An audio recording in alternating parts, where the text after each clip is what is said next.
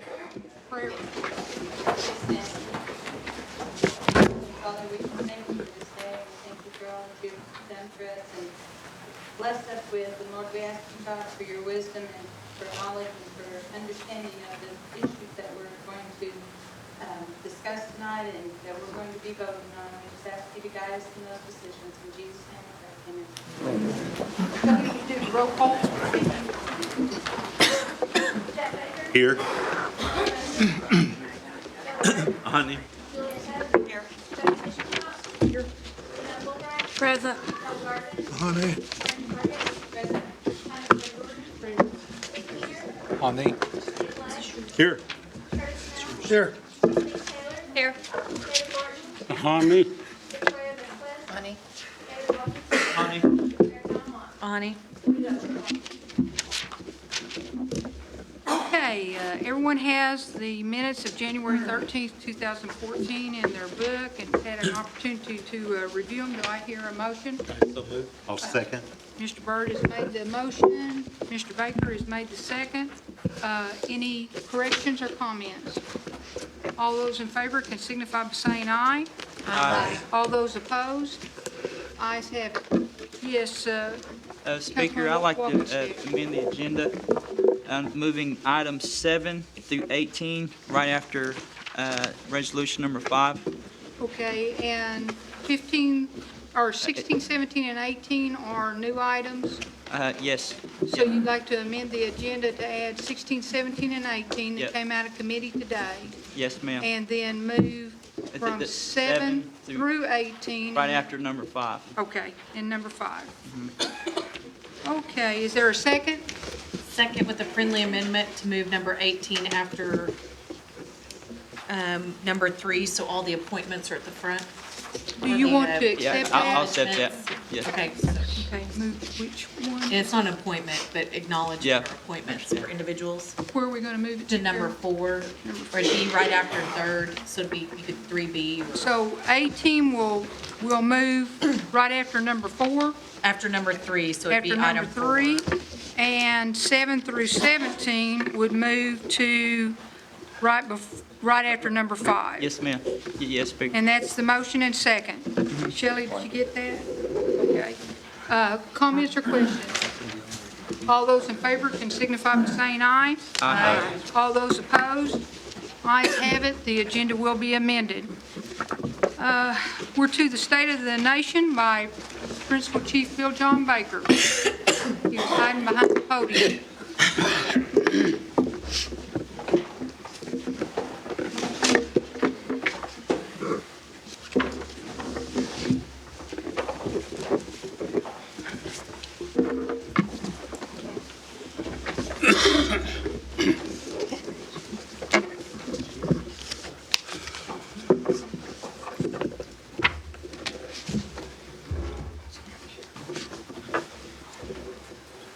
Well, welcome, Madam Speaker, council members, staff, and guests. It is my pleasure to give the State of the Nation for this February council meeting. We have been extremely busy this last month in the Cherokee Nation. Our health expansion continues. We've had the groundbreaking in Jay, which was a resounding success, and they're up there working hard as we speak right now. On February 28th, we'll be over at Mankiller Clinic to do the groundbreaking and get that clinic kicked off as well. We've also dedicated a new child development center over in Stillwell that is going to serve more Cherokee children, create a few jobs, and make it such a nicer new place to raise our kids and give them that good early start. We've also, this last month, opened a food distribution center in Collinsville so that those folks will no longer have to get their food from the tailgate of a truck. I'd like to thank our marshal, Shannon Buell, during the ice storm that we had in December. We had elders that were not being able to get to their dialysis. And so we started, there was, I believe, 7 of them that hadn't been able to make it in. The marshals took their four-wheel drive vehicles and went out and collected those folks and got them to their dialysis. However, we had 2 people on Killer Mountain that was quite treacherous, and it took them many hours to get up and down safely with those elders. So they immediately got on the surplus list of the federal government, and they found a 15-ton vehicle that is 6-wheel drive that they say will go over about anything. So we've dubbed it an ambulance on steroids. We're going to have it retrofitted with a ramp in the back so that wheelchairs can be moved up. So no matter how bad the conditions are, snow or ice, or tornado season comes along, we'll be able to get to our elders at a time of need. So my hat's off to the Marshal Service for quickly going out. This is a $600,000 vehicle with 9,000 miles. I need them to go try to negotiate my next car deal. But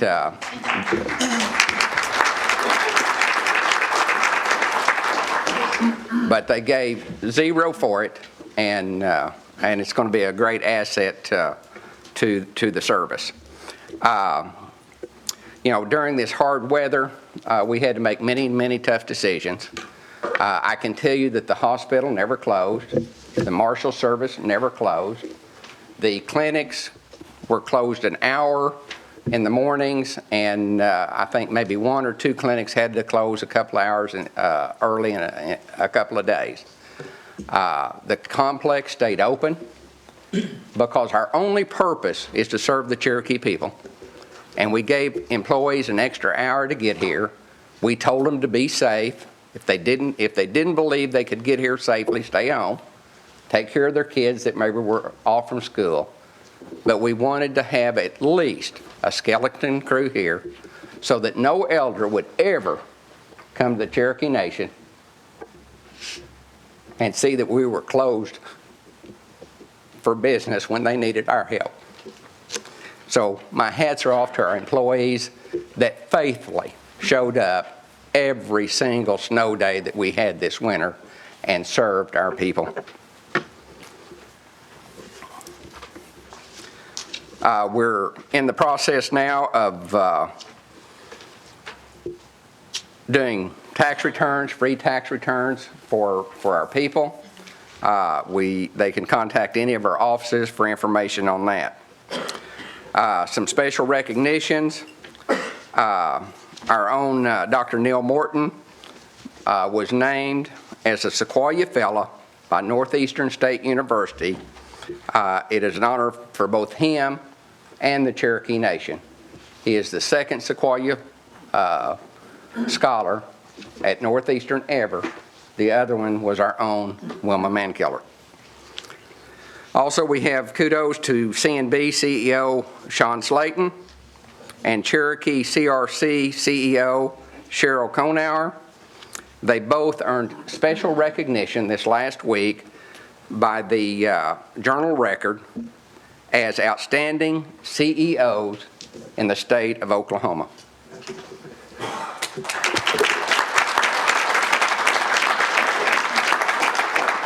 Additionally, our friend Doug Evans was also received an award and recognition for financial stewardship in the state of Oklahoma.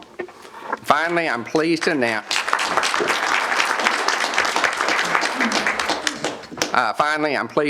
that Condessa Teehee has assumed the executive director position at the Cherokee Heritage Center, and from all accounts, she is doing an outstanding job over there at the Heritage Center.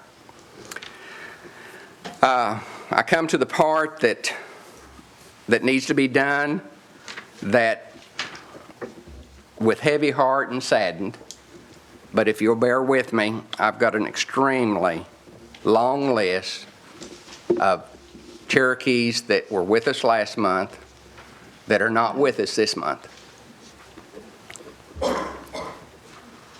Virginia Grider, mother of former council member Harold DeMoss. Doc Rucker, Tahlequah. Jim Henderson, husband of Mary Horse Chief and #1 Sequoia High School fan from Tahlequah. Ruth Littlefield of Tahlequah, mother of Jay Hanna. Glennis Smith of Stillwell, daughter of Ruby Jackson. Lucy Henson of Hulbert. Darrell Anderson of Locust Grove. Walter Barnes of Grove. Ella Bowers of Nowata. John Bushyhead of Gore. Gloria Epperson of Claremore. Glenda Exadine of Pryor. Jacqueline Killer of Stillwell. October French of Tahlequah. Glennis Gomez of Salisaw. Grace Hanson of Stillwell. Ricky Harlan of Stillwell. Thomas Harris of Grove. Flodine Hazen Grove. Richard Henry of Pryor. Eva Holmes of Tahlequah. William Johnson of Tahlequah. Vernon Ketcher of Locust Grove.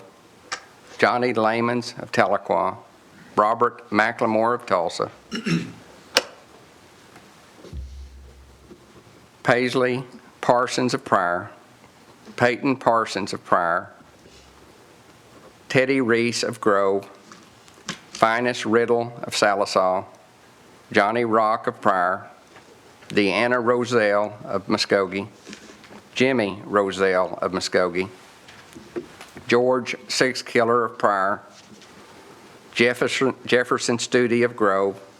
Anita Teehee of Salisaw. Donis Torabay of Grove. Kyle Kilpatrick of Tahlequah. Tom Cochran of Stillwell. Jess Adair, father of Larry Adair in Adair County. And Nancy Ross, mother of our language department director, John Ross.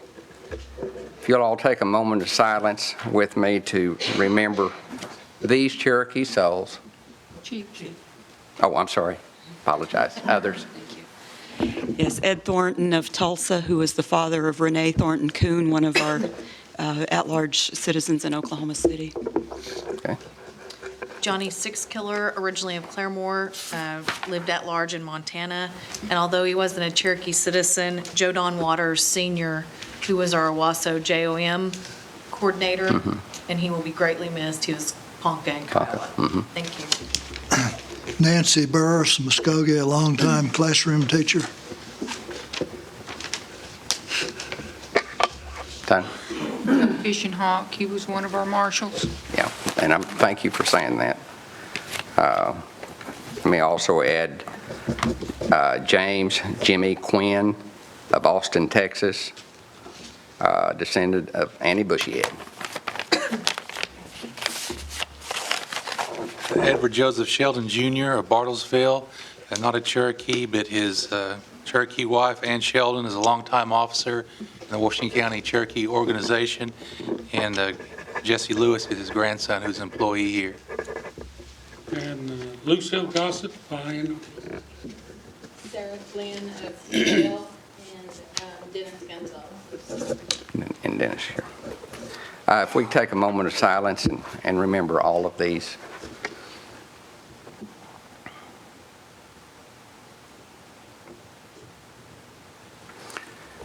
I appreciate everybody coming out on this cold and blistery night to see the government of the Cherokee people in action. God bless each and every one of you, and God bless the Cherokee Nation.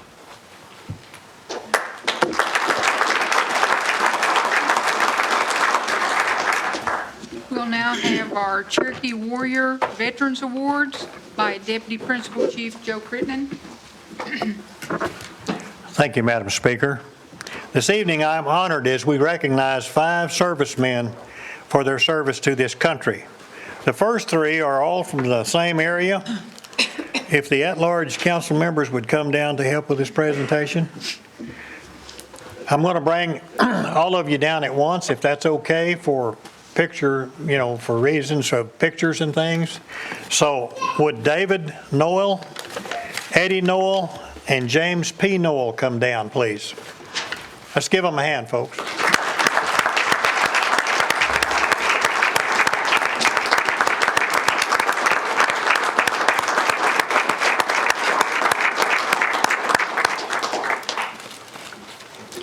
I'm going to read some about these 3 brothers. They're all the sons of Joseph Noel and Anna Scraper Noel. There was 2 other brothers who are not with us this evening that also served in the service. So I suppose all of you, the whole family, was in the military. Is that true? Well, I'll be darned. That's quite an honor and quite a service. Thank you for that. I'll read about David first.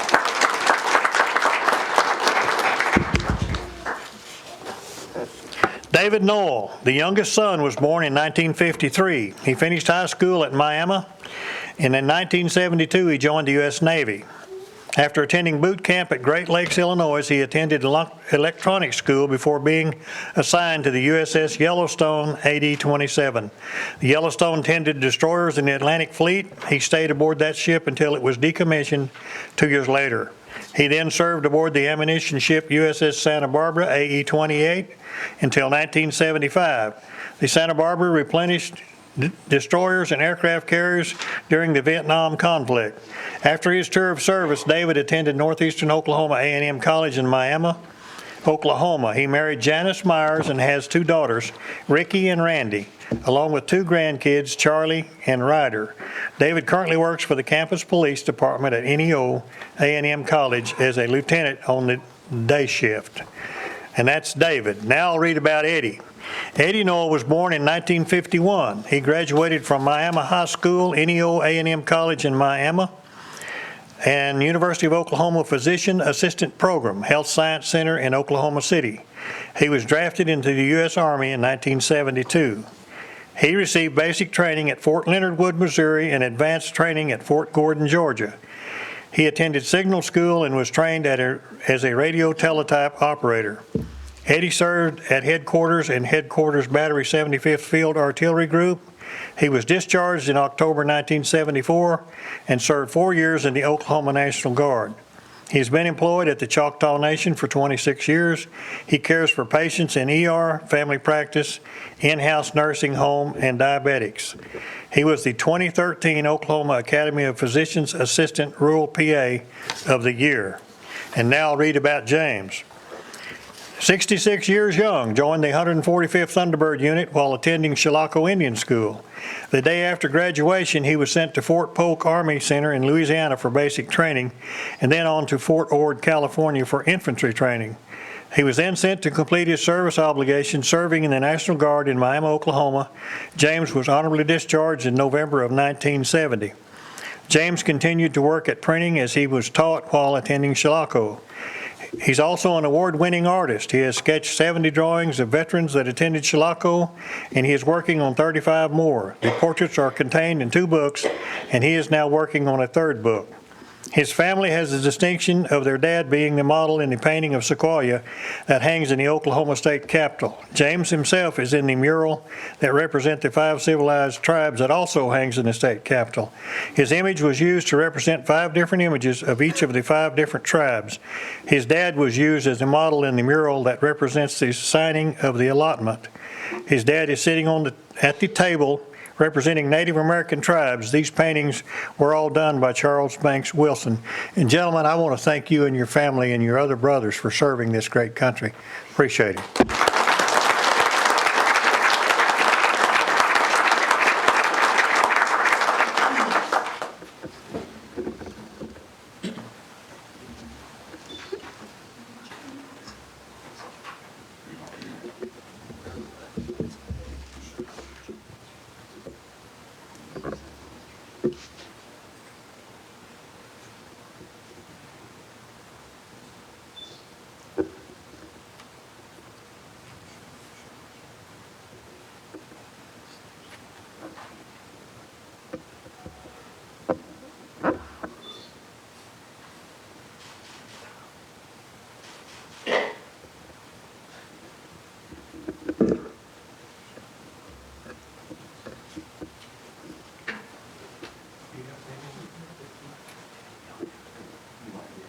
Come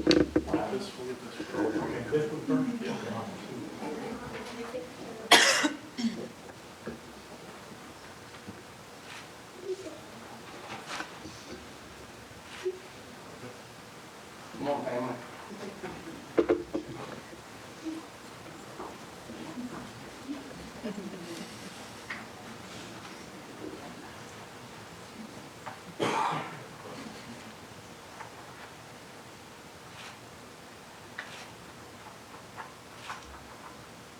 Would you like to say anything? Years ago, when I decided, trying to decide what I wanted to do, I can't remember what his name was, one of the counselors here, and trying to decide what I wanted to do, came to have many discussions with him. I remember one thing he did tell me, that he thought I was afraid of being successful. And it was that, but he said that one day, made me decide to go ahead and be what I wanted to do, which was get involved in medicine. So if he wouldn't probably said that to me, I probably wouldn't have that. Praise the Lord. And helped Cherokee Nation, of course, like I say, I worked Choctaw Nation. At that time, Cherokee Nation didn't have preceptors, so I had to, so that's why I ended up down there anyway. Cherokee Nation was assistants.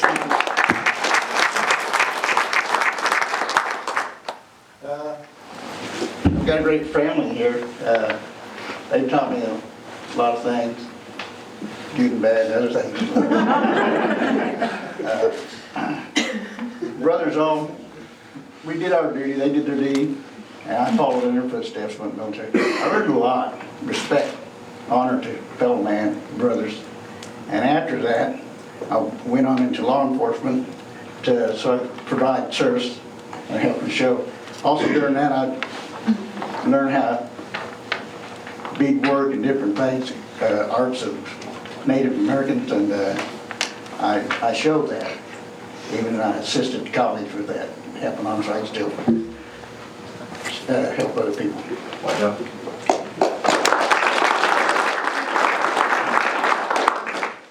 One thing the Indian Nation done was accept me into Schlocko Indian School, where I, of course, got my education here, played sports, and got a, vocation of printing, which I still do today. And of course, the military part of it, as he says, we're very proud that we served. My two brothers aren't alive, and we're all proud to be Cherokees with that. Well done.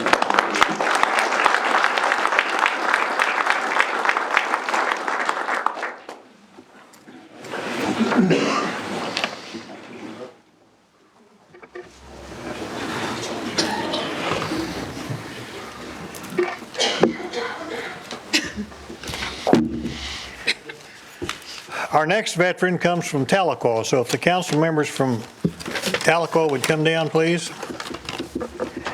Jeremy Scott Seaman, sir, would you come down?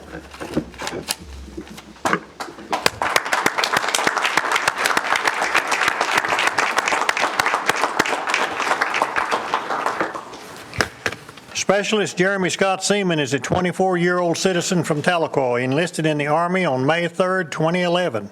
He underwent both basic and advanced training at Fort Benning, Georgia as part of Alpha Company 119. After graduating, he was stationed at Fort Drum, New York, getting additional infantry training with the 10th Mountain Division, 2nd Battalion, 22nd Infantry, Alpha Company in 2013. In 2013, Jeremy was deployed to Fob Shanks, Afghanistan as part of the F Company Pathfinders, 210 Aviation. The Pathfinders were responsible for recovering downed aircraft, providing initial medical treatment, recovering drones, and monitoring helicopter repairs. They also did sling loads for food and supplies and performed counter indirect fire missions. Jeremy returned home in January of this year. He will leave next month for additional training for a 2015 deployment to Bagram, Afghanistan. Jeremy, thank you for your past service and for what you're getting ready to do. I wish you safety and a quick return home, sir. Thank you.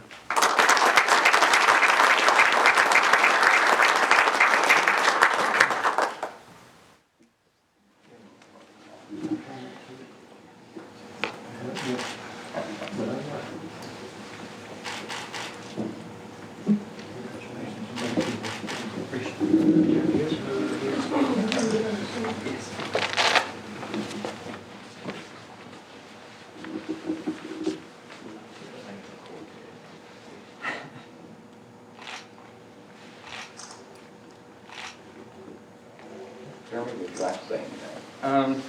I know that I don't know all of you, but being over there, I can feel everybody's support and everything, and I can tell you all it means the world to everybody that's over there. Just having somebody at home have your back, it's the biggest thing ever. And I want to thank the gentleman that just stood up here for fighting before me and being a brother to me. You guys are heroes to me, and I thank you all.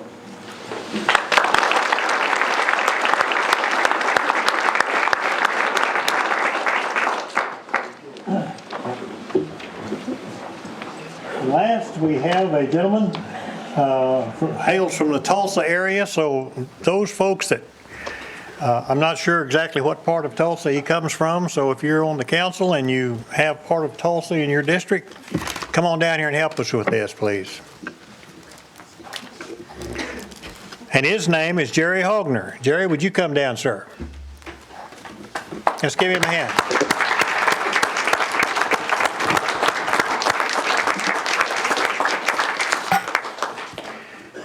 Mr. Hogner was born to Skake Hogner and Tommy Lou Wolf in Tahlequah, and he was raised near Stillwell in the Rocky Mountain community. He graduated from Chilocco Indian School in 1963.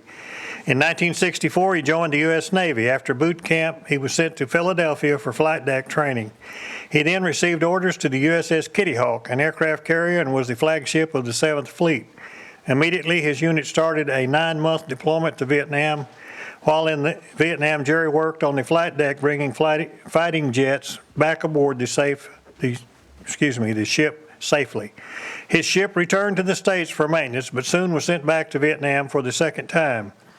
Jerry and the rest of his crew were on their way back to Vietnam for the third time and had almost reached the Philippines when they received orders to return home. After leaving the Navy in Vietnam, Jerry joined the Oklahoma workforce. He is retired now and resides in Tulsa. And Mr. Hogner, thank you, sir, for your service to this country.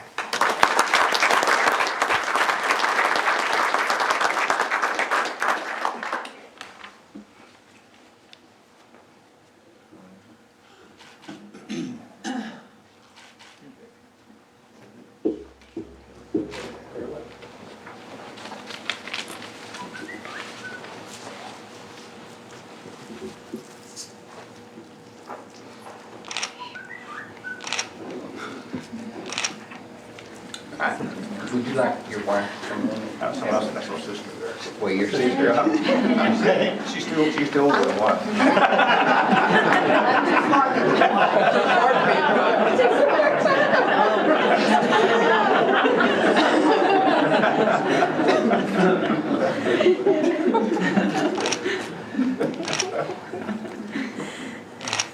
I misspoke. I thought maybe you brought it.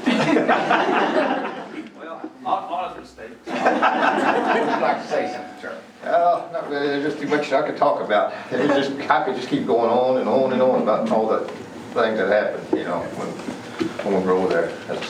At that time, it was one of the most dangerous places in the world to work at that time.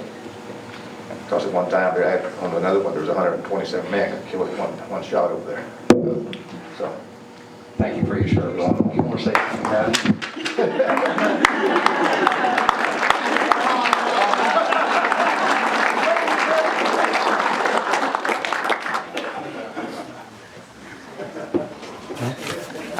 You want to say something? Yeah. Okay.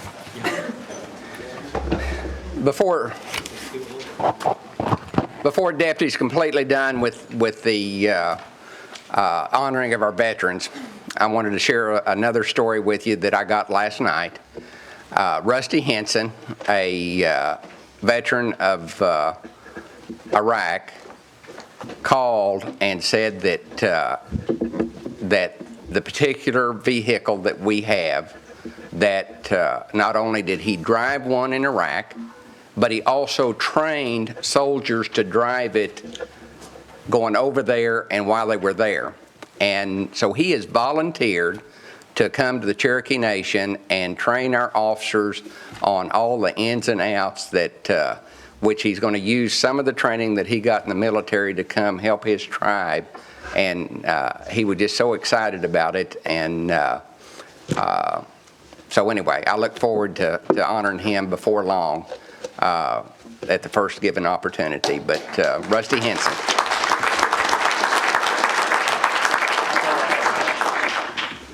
Okay. I see no unfinished business, and we'll move right on into committee reports. First up will be our Housing Authority Director, Gary Cooper. Madam Speaker, members of the council, good evening. We met just not too long ago, so I'm going to try to keep it very, very brief this evening. Our regular Housing Authority Board meeting is scheduled for next Tuesday evening, February 18th at 5:30 in our offices here in Tahlequah. Our board regularly meets at the third Tuesday of every month. This past month, we had been accepting applications for our college housing program. Although the deadline was in the middle of the month, we did continue to accept applications through the end of January, and even accepted probably a few after the first of this month. The weather had a little bit to do with that. Since there was some bad weather, we did extend that deadline, and if we received an application, we didn't try not to turn anyone away. We went ahead and took it, and are processing it to try to assist these students with college housing up to the number of slots that we have available. We continue to assist a number of income-eligible families through our Community Shield Insurance Program that offers and assists families with affordable homeowners insurance that they may not be able to get otherwise.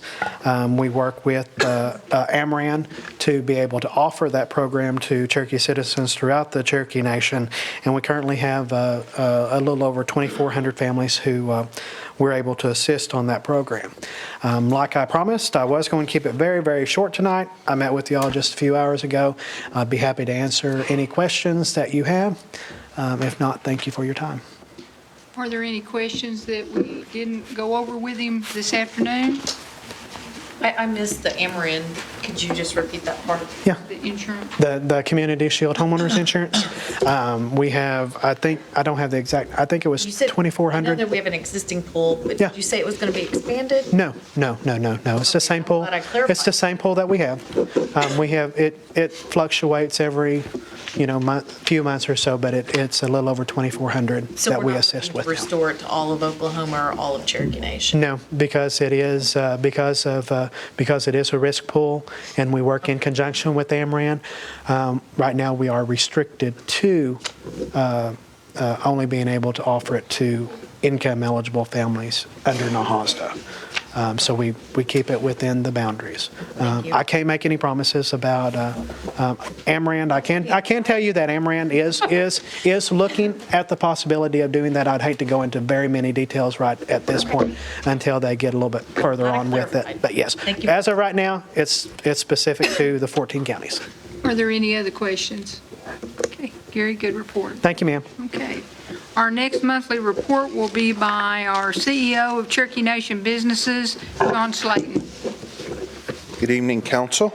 Good evening. Be reporting on the financial from November. We run two months behind here at the council meeting, a month behind the executive finance. So November was the month for tonight. We had a very strong November and actually a strong October as well. And so we were ahead of budget by about $3 million. At the end of those 2 months, then December came and we had the snowstorms, and that set us back. And we bounced back revenue-wise in January. I'm not sure where we're going to end up bottom line, but I think we were within $300,000 of our budgeted targeted number for January. So cold start to the new year, but seem to have held our ground. In addition to the monthly dividend that we sent over, we had $254,000 that we remitted to the tax commission. A lot of projects underway. As you know, we've got the clinics, Redbird's out of the ground, Oshaleda's out of the ground, and be coming soon with the Sam Heidler, and next will be the one at Stillwell. We're also in the early planning stages for the new casino and hotel at Roland, and we'll be rolling out some pictures of what we think that might look like in the near future. Best part of my job are the people that I work for, and we have some special guests here tonight that I would like to recognize.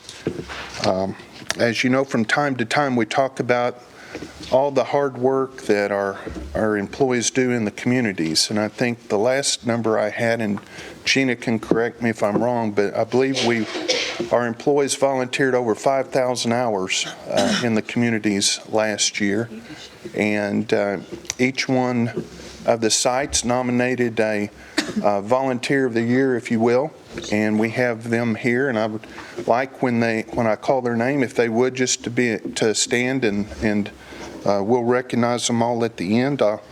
I have most of the information for them, but there might be one or two that I don't have at all. But so if you wouldn't mind standing when I call your name. Lex Ellis from Colcord, Oklahoma, and Lex represents West Siloam Springs. Mike Collins from Tahlequah, and he represents Fort Gibson. Robert Teehee from Skiatook and represents Ramona. Brandy Hummingbird from Tahlequah, and she represents the Tahlequah Casino. Josh Smith, he represents C&B at our Tech Ridge location. And then we have Heather Berry. Heather represents Hard Rock. Hi, Heather. We have 3 or 4 that are not with us tonight. Jamie Roberts represents C&I Pryor. Berta Forrest represents Tahlequah at Highway 51. And I believe that's it.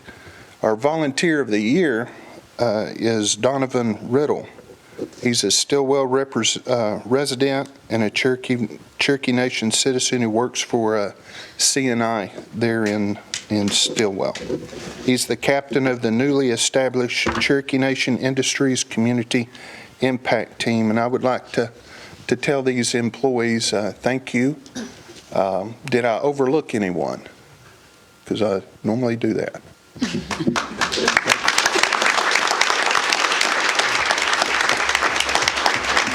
You may be seated. I also see Eli Pumpkin here. He's a longtime employee from Roland and does a lot for us. And Diane Kelly's mini-me, Dayla, is there from Tahlequah Corporate, and she does just as much there as Diane does for the nation. And I know I left somebody out. Gina's back there. Of course, Gina takes care of all of our cultural tourism.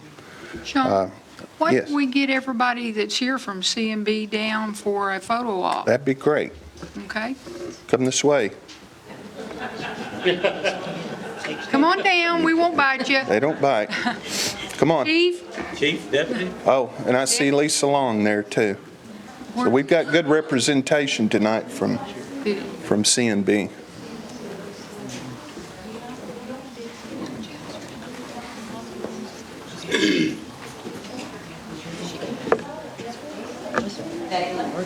Come on, we had more than that from C&B. Gina, come on down. Is Gayla coming down? Gayla, yeah, I see her. The mini-me. I can't see her.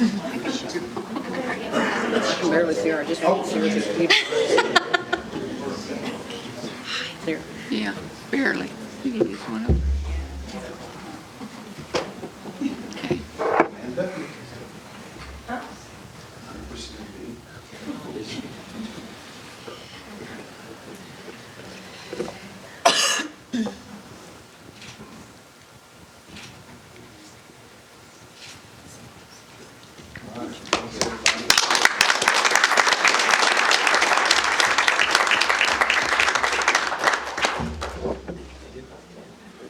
we really appreciate their efforts on everything that they do, and a lot of them work front lines and work really hard.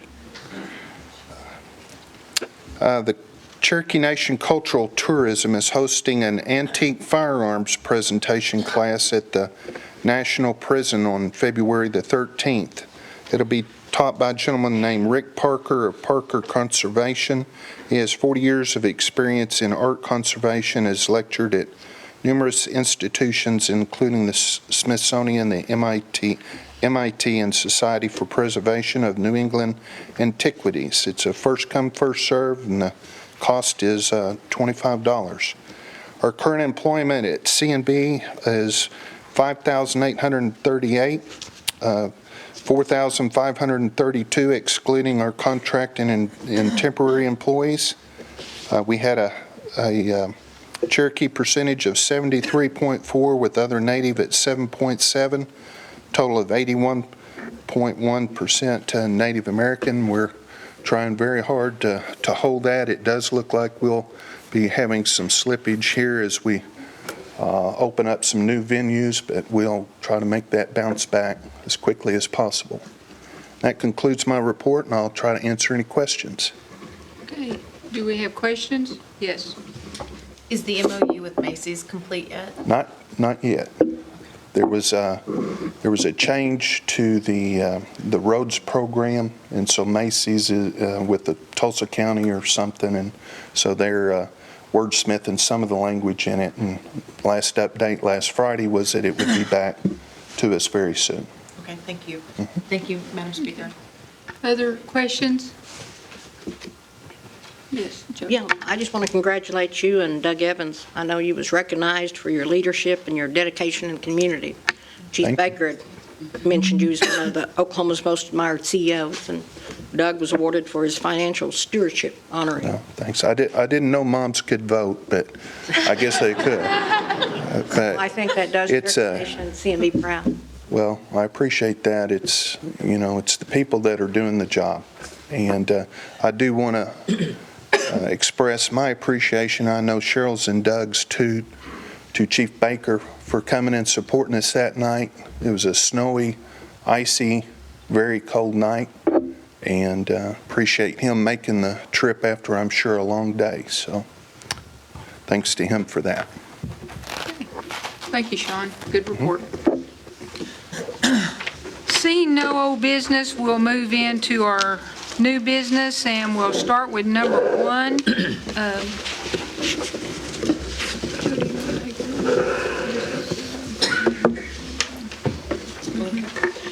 This is a resolution confirming the court reappointment of Coleman Bart Fight, as a district court judge of the Cherokee Nation District Court, and I move for its approval. Second. Okay. Mr. Walton, second. And I do believe Judge Fight is here tonight. Okay. If he'd like to step forward. Yes. I'd like to be added as a sponsor. Okay, and Mr. Garvin would like to be added as a sponsor. Anyone else? Okay, wait, Shelley, look here. Frankie, David, Janice, Jack. Everybody. What? Looks like everybody. And the speaker, his wife is here as well. Yes, and he's probably going to recognize his wife. But let's get done with the festivities first. Did you put that in the form of a motion? Yes. And we had a second by Mr. Walkenstick. Are there questions or comments? By acclamation. Yes. Judge Fight has been our judge for a number of years. In fact, when I was a judge, he was my prosecutor. And he's done us a good job over the years. Everyone that's in favor of that can signify by saying aye. Aye. All opposed? Ayes have it. Mr. Fight, would you like to say a few words? Well, I do recognize my nice wife up there, Margie. She recently had surgery, and this is one of the first times she's been out.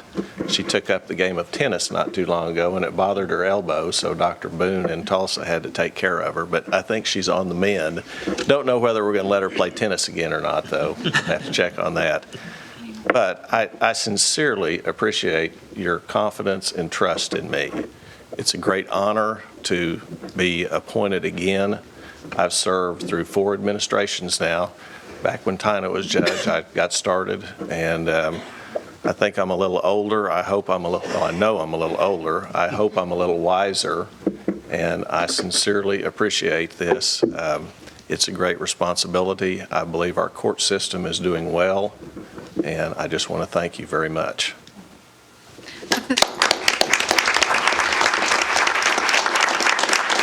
I want to congratulate Bart, but I also want to tell you that he's still over our wellness court. And I understand you do an outstanding job with the children, so we greatly appreciate that. Thanks. With the help of Judge Denny, I think we've expanded.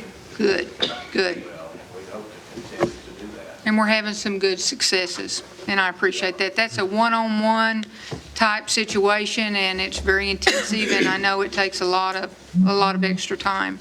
And I'd like to thank, I don't know if any are here or not, but I'd like to thank the volunteers who work on that, because they're the ones really that make the court work. I sure was not surprised. Thank you. We appreciate you, Judge Fight, and we did not get another judge here tonight, so we'll have to get you sworn in, I guess, down at the courthouse. I'll grab one up somewhere. Okay, all right, thank you very much. Okay, let me get back to our, Councilman Byrd, will you take number 2?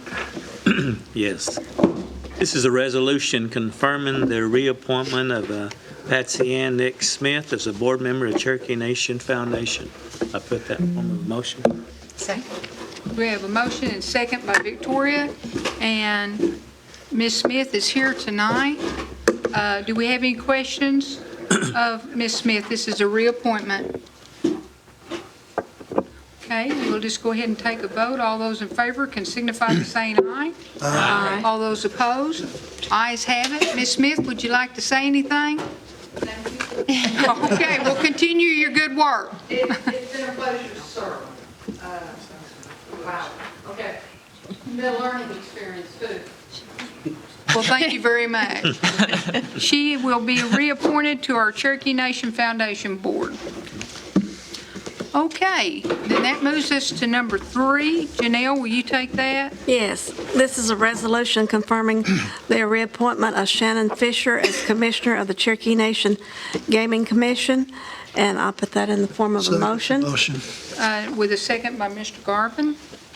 And I might add that she was unable to be here tonight, but she did come to the committee, and I think she's got a unanimous sponsorship here, and I served for several years with her on the Gaming Commission. She's quite knowledgeable, and she sends her thank yous to everybody. All right. Although, do we have any questions? All those in favor can signify by saying aye. Aye. All those opposed? Ayes have it. Shannon Fisher will go back on the Cherokee Nation Gaming Commission. Now, this is where we're going to vary, I believe. We're going to move to number 18, which is in your handout.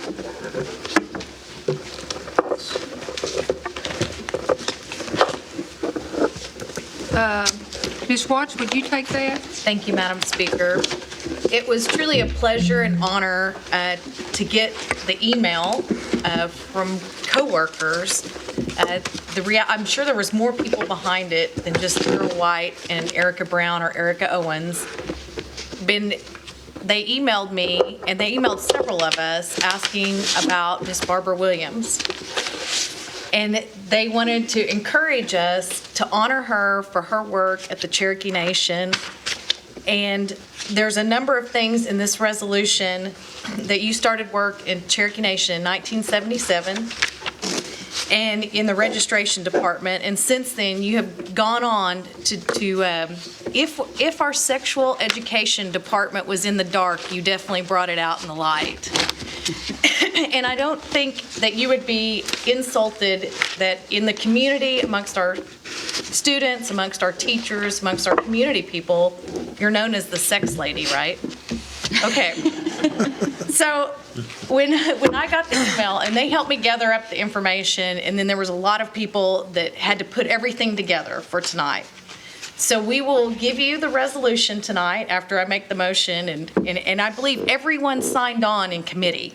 Is that correct, Madam Speaker? I believe so. So the full council is an endorsement of your work. So the Rogers and Tulsa County Cherokees in District 13 sponsored a gift for you tonight, and we will have you come up, but I would make a motion to approve the resolution as presented. Okay, and a second? Second. Okay, we have a second, I believe it was down here somewhere. Mr. Keener? Are there any questions? All those in favor can signify by saying aye. Aye. All those opposed, I believe the ayes have it. And Madam Speaker, may we pause for a picture and have the council come out with the Yes. presenter of the blanket? I think, Carrie, you were there.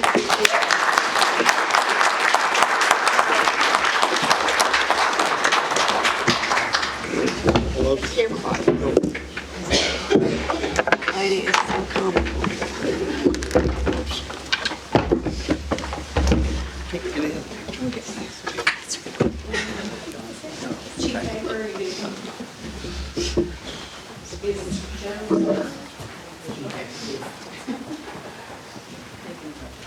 I'm not even dying, and I'm not even retired.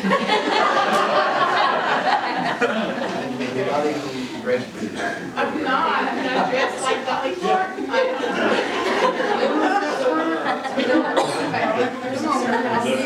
From the kids in Rogers and Tulsa County, we just want to say thank you. Did you want to say anything while we're taking a picture? I'm overwhelmed, but like I said, I'm not retired or dying. Everyone that I had this resolution written, and I love the Cherokee Nation. I wouldn't have been here for 37 in September. He's gave me a college, really. Oh, well, that's even. Gee, I gotta bake him something tomorrow. Thank you. Are we ready for a photo? Yeah, you go.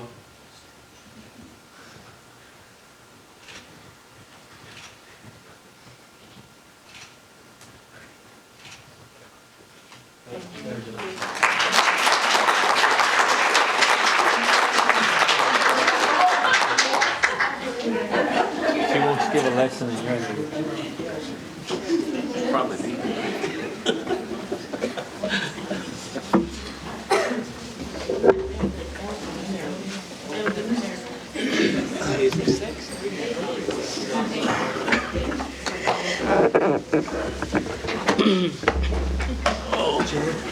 I've heard her a few times at school. She does a good She job. does a good job. I mean, she's got the kids' attention.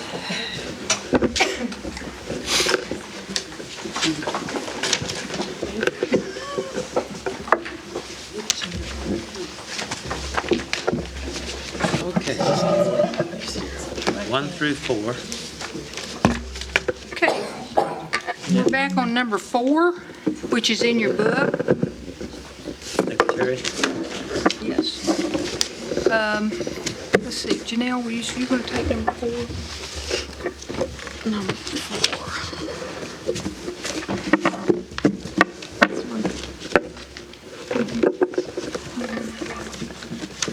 This is a resolution electing the office of Secretary of the Tribal Council, and I nominate Jody Fishenhawk for this position, and I put this in the form of a motion. Okay. So we have a motion and a second. Any questions? Yes. Can I be added as a sponsor if I Yes. could, please, ma'am? Mr. Lay wants to be added as a sponsor. I do Okay. too. And Janelle, and Joe, and Victoria, and Commissioner Carter, and Curtis, Jack, Denise, David. Okay, all right. Okay. All those in favor can signify by saying aye. Aye. All those opposed, ayes have it. Abstain, Madam Speaker.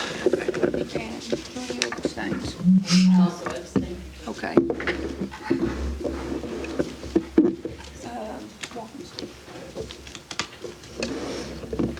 Okay, well, congratulations. You'll be taking our information for another year. Okay.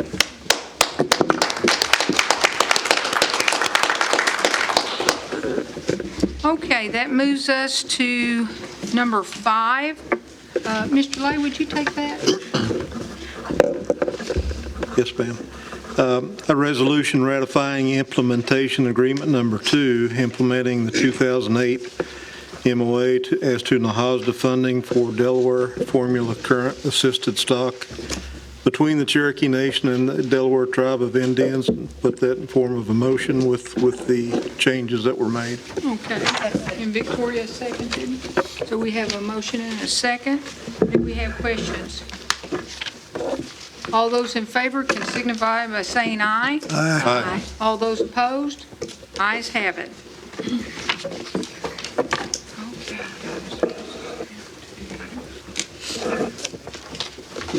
Now we're starting with number 7. We're going to skip number 6, move to number 7, with 6 being last on our agenda. Mr. Thornton, would you take number 7? Yes, in the meantime, I'll do 7 and 8. Oh, okay, yes. Resolution authorizing the Cherokee Nation Warehouse to donate supplies, office equipment to the Marble City Food Pantry. Also to donate supplies and office equipment to the Buy and Peace Center Food Pantry in Sequoia County. And I'd like to make a motion that this passes. Second. We have a motion and a second, and I didn't hear who the second was. Mr. Keener? I want to be added as a And sponsor. Janelle wants to be a sponsor of both. Okay. And Mr. Herman, did you want to be added as a sponsor also? Okay. All right. Any questions? All those in favor of this resolution can signify by saying aye. Aye. All opposed? That means 7 and 8 does pass. Okay. Ms. Watts, do you want to take number 9? Yes, thank you, Madam Speaker. This resolution is to authorize donations from the Cherokee Nation Warehouse of surplus equipment, mainly like chairs and such, to the Chelsea Boys and Girls Club in Rogers County. And I move for approval. Okay, do we have a second? Second. We have a motion, and the second was Frankie. Okay. Are there any questions on this resolution? All those in favor can signify by saying aye. Aye. All those opposed? Ayes have it. We're now to number 10, which is also a donation. Mr. Buzzard is not here tonight. Ms. Fishenhawk, will you take that one? This is a resolution authorizing Cherokee Nation Warehouse to donate surplus office equipment to the J Museum in Delaware County, and I move for its approval. Second. Okay, we have a second by Jack Baker. Questions on this resolution? All those in favor can signify by saying aye. Aye. All those opposed? Ayes have it on number 10. Frankie, would you take number 11? It's a resolution authorizing the Cherokee Nation Warehouse to donate surplus office equipment to Orchard Road Community Outreach in Adair County. Move for approval. Okay, we have a motion and a second by Jody. Are there any questions on number 11? All those in favor can signify by saying aye. All those opposed? Ayes have it. Number 11 is approved. Victoria, would you take number 12? Yes, thank you. Number 12 is a resolution authorizing Cherokee Nation Warehouse to donate surplus office equipment to the Native American Fellowship, Inc. in Nowata County. And I put this in the form of a motion. Second the motion. Have a motion and then a second by Mr. Garvin. Are there any questions on number 12 of this resolution, the donation? Okay, all in favor can signify by saying aye. Aye. All opposed? Ayes have it. Okay, now we move on to number 13. Ms. Fisher, why don't you take that one? Yes, I sure will. Okay, this is an act, it's Legislative Act 30-12. It's a Cherokee Nation Employment Rights Act. It deals with Terrell. We went through here and cleaned up a few things in Terrell that needed to be cleaned up, made a few definitions. We'd worked on this for several months. I'm very proud of the work, and I move for its approval. Okay. Second. Motion and a second by Mr. Lay. Are there questions? Yes, Mr. Like to Lay. be added as a sponsor if I'm not already. We already have you on. Okay, thank Okay. you.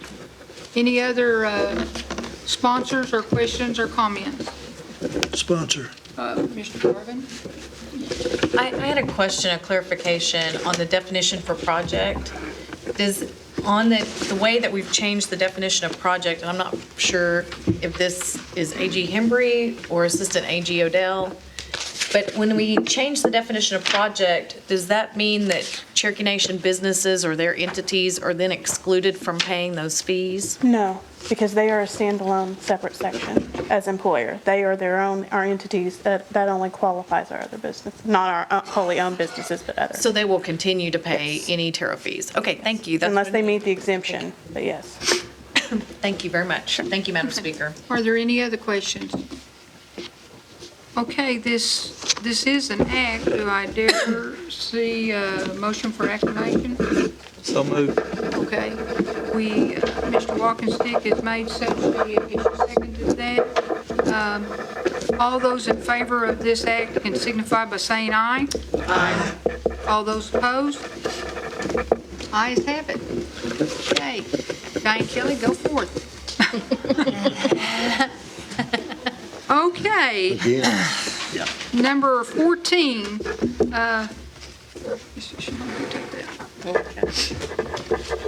Okay, this act is for the Comprehensive Capital Budget mod. It's Mod 2. The purpose of this amendment is to authorize and approve the use of funds subject to the availability of funds. The cumulative total of the capital budget is increased by $1,554,468 for a total capital budget authority of $98,915,080, and I move for its approval. Do I have a second? Second. I have a second by Janice. Are there any questions? By acclamation. Yes, we have a motion for acclamation and a second. All those in favor can signify by saying aye. Aye. All those opposed? Ayes have it. This act is amending the operating budget for fiscal year 2014, Mod 5. The purpose of this amendment is to authorize and approve the use of funds subject to the availability of funds. This is a comprehensive budget act for fiscal year 2014. The cumulative total of the budget is increased by $1,702,224 for a total budget authority of $635,715, and I move for its approval. Second the motion. Second by Mr. Garvin. Are there any questions? Motion by acclamation. Okay, we have a motion and a second by acclamation. All those in favor can signify by saying aye. Aye. All those opposed? Ayes have it. First, will you take what is call 16 in our packet, our handout? It'll be the first handout. There you go. This one here? Yes. Came out of your committee. Yes, this is a resolution authorizing the application to the Federal Highway Administration for the Tribal Transportation Program Bridge funding for Saline Creek, number 67 in Delaware County. And I'll move with approval. Second. Okay, we have a motion and a second by Frankie. I'd like to be added as a sponsor. Sponsor, are there others that would like to be sponsors? Mr. Keener?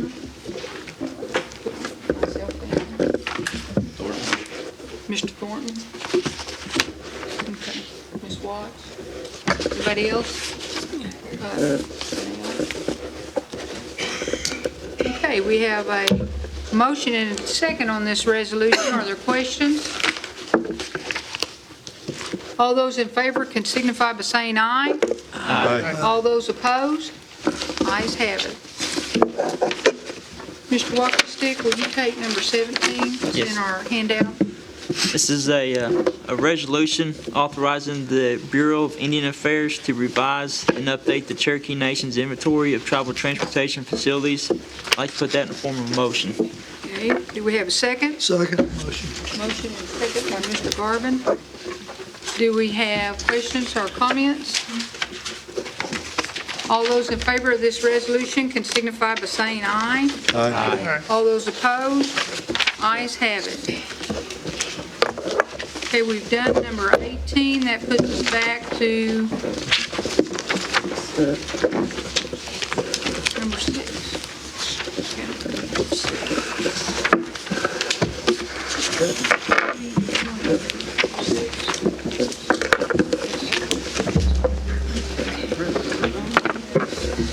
On number 6, there's been some papers handed out in front of you. There's the act, which is stapled. Shelley's handed out in front of you. I'm going to substitute that because it has all the changes. There's also another sheet of paper handed out in front of you with yellow on it. That's going to be friendly amendments that we're going to make tonight to the act. Like I said, the one that's handed down in front of you stapled is everything that come out of committee with the changes in a red line version. This is your complete act that come out of committee. These are going to be friendlies in yellow, and I move for its approval. Second it. Okay, we have a motion and second. Point of order, Madam Speaker. Yes. There was nothing in our books, and we got red-lined documents from committee that should be from committee, dropped on our desk as this meeting started. I know I've had it for about an hour, but we've been doing things, and I've identified at least 5 things that are contrary or different from what we passed out of committee. And according to tribal council rules and procedures, it is supposed to come to us at full council as passed out of committee, and then I guess it would be appropriate for amendments. So I have my red line from committee, and I compared it as quickly as I could to the one dropped on our desk, and there's at least 5 things that are different. I think she's going to offer these as friendlies. So the way I understand our tribal council rules and procedures is that it's supposed to come to us. Which it is. And it's not the same as what was passed out of committee. Where are your differences believed to be? In the short while that I've had it, page 4, the bottom part of chapter 2, section 11 is different. It's changed from committee. Page 6, number 8, which is, I guess, C8, chapter 2, section 11, C8. That is changed from committee. Page what? Page 8. Or page 6, I'm sorry. Page 6. Page 16. Page 6. Here's what we're going to do. We're going to take a 10-minute recess. I have the original that came out of committee. We're going to make a copy of it, and that's what's going to be introduced. Yes. If I may, I can declare. If I understand the motion by Councilman Fishing Hawk, it's a motion to substitute. Now, a motion to substitute is exactly what it says. It's a replacement of the main motion, which the main motion is the passage of the election law. It's treated like any other, well, oftentimes, when an act passes out of committee, there'll be caucusing between councilors, and those collections of substitute, or those collections of amendments will be brought forth in one complete document. So the author of the bill has moved to substitute, which is a replacement of the original language. It still is debatable and amendable as though it's the same piece of legislation. So anything that was added to from committee can be taken out, or anything that can be, or that was deleted can be added back in. Madam Speaker, I think to the point, if you use the word substitute, that alludes that there was something there to substitute. Yeah, absolutely, yeah. We have not gotten the election law from committee. It was not in our books, which are prepared for us, and they're asked 10 days prior. I don't recall it being emailed out even, and it was dropped on our desk at this time. That is contrary to rules and procedures. And I don't know anything about that, but what I was just explaining the motion to substitute, and perhaps I've overstepped my boundaries and put on my council attorney hat again, and I apologize for that. But I was just wanting to clarify to the body the understanding of a motion to substitute. I understand what you're doing, but just so we don't have an objection, Okay. I have the one that came out of committee. we will take it's my privilege to take a 15-minute recess. We will make 17 copies of this, and this is what we'll start with. So we're going to take a 15-minute recess. You folks hold on.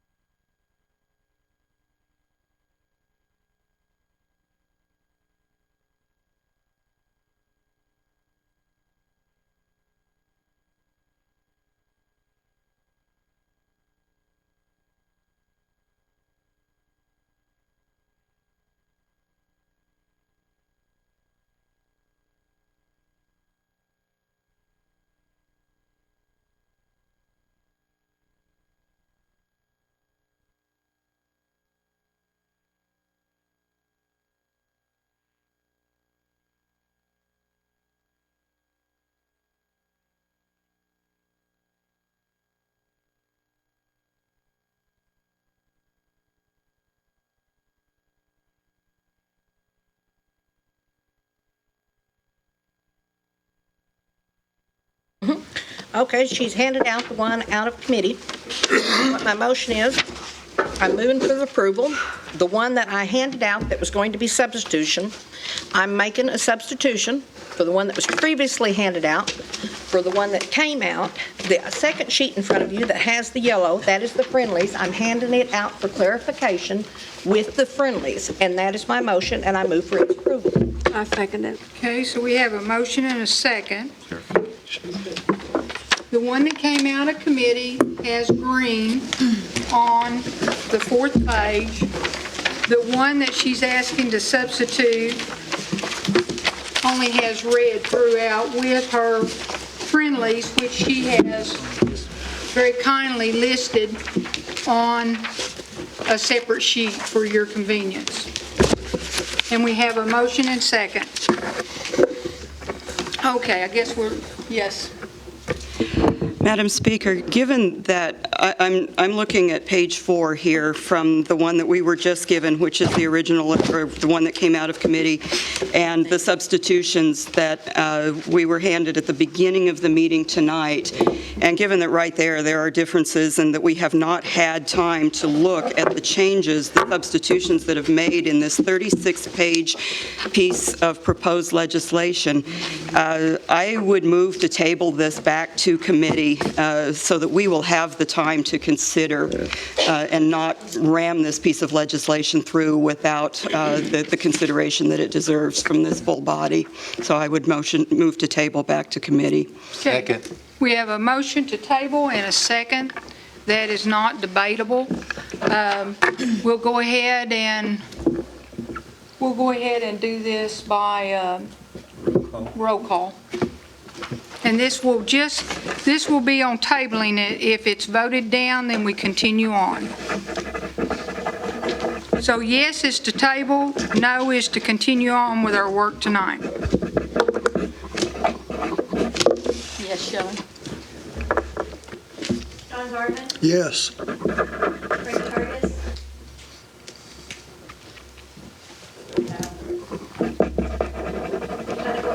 No. Yes. Dick Lake? Yes. Curtis Snow?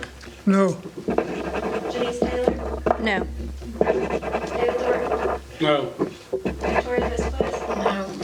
David Warby? No. Mary Collins Watts? Yes. Jack Baker? Yes. Harvey Baxter? Joe Berg? No. Julie Katz? Yes. Jody Fishback? No. Janelle Moore? No.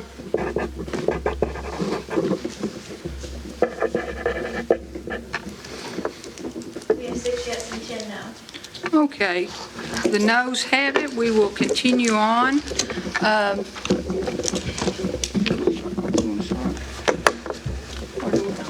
Okay, we're going to go ahead and start down on this end with questions and comments. And remember, the motion on the floor is the substitution, which is all in red. I didn't know if I don't believe Julia raised her hand. Julia, do you want to make comments or questions? No. Okay. Thank you. Not at this moment. Thank you. Thank you, Madam Speaker. I have a number of very serious concerns and questions. We weren't allowed, it was dropped on our desk in committee. We did not have time to finish debate before the question was called, let alone read the actual act. There's significant changes that will affect how our voters actually go out to vote, potentially candidates and how they do electioneering. And it could create a lot of problems. For one, the definition, there is no definition of interference in regards to the Election Commission. So it leaves it, to me, ambiguous and arbitrary that if the candidates weren't liked for one reason or another, maybe they didn't like their personality, something, they could just be drug into court by the Election Commission. What does interference mean? And I think that's significant.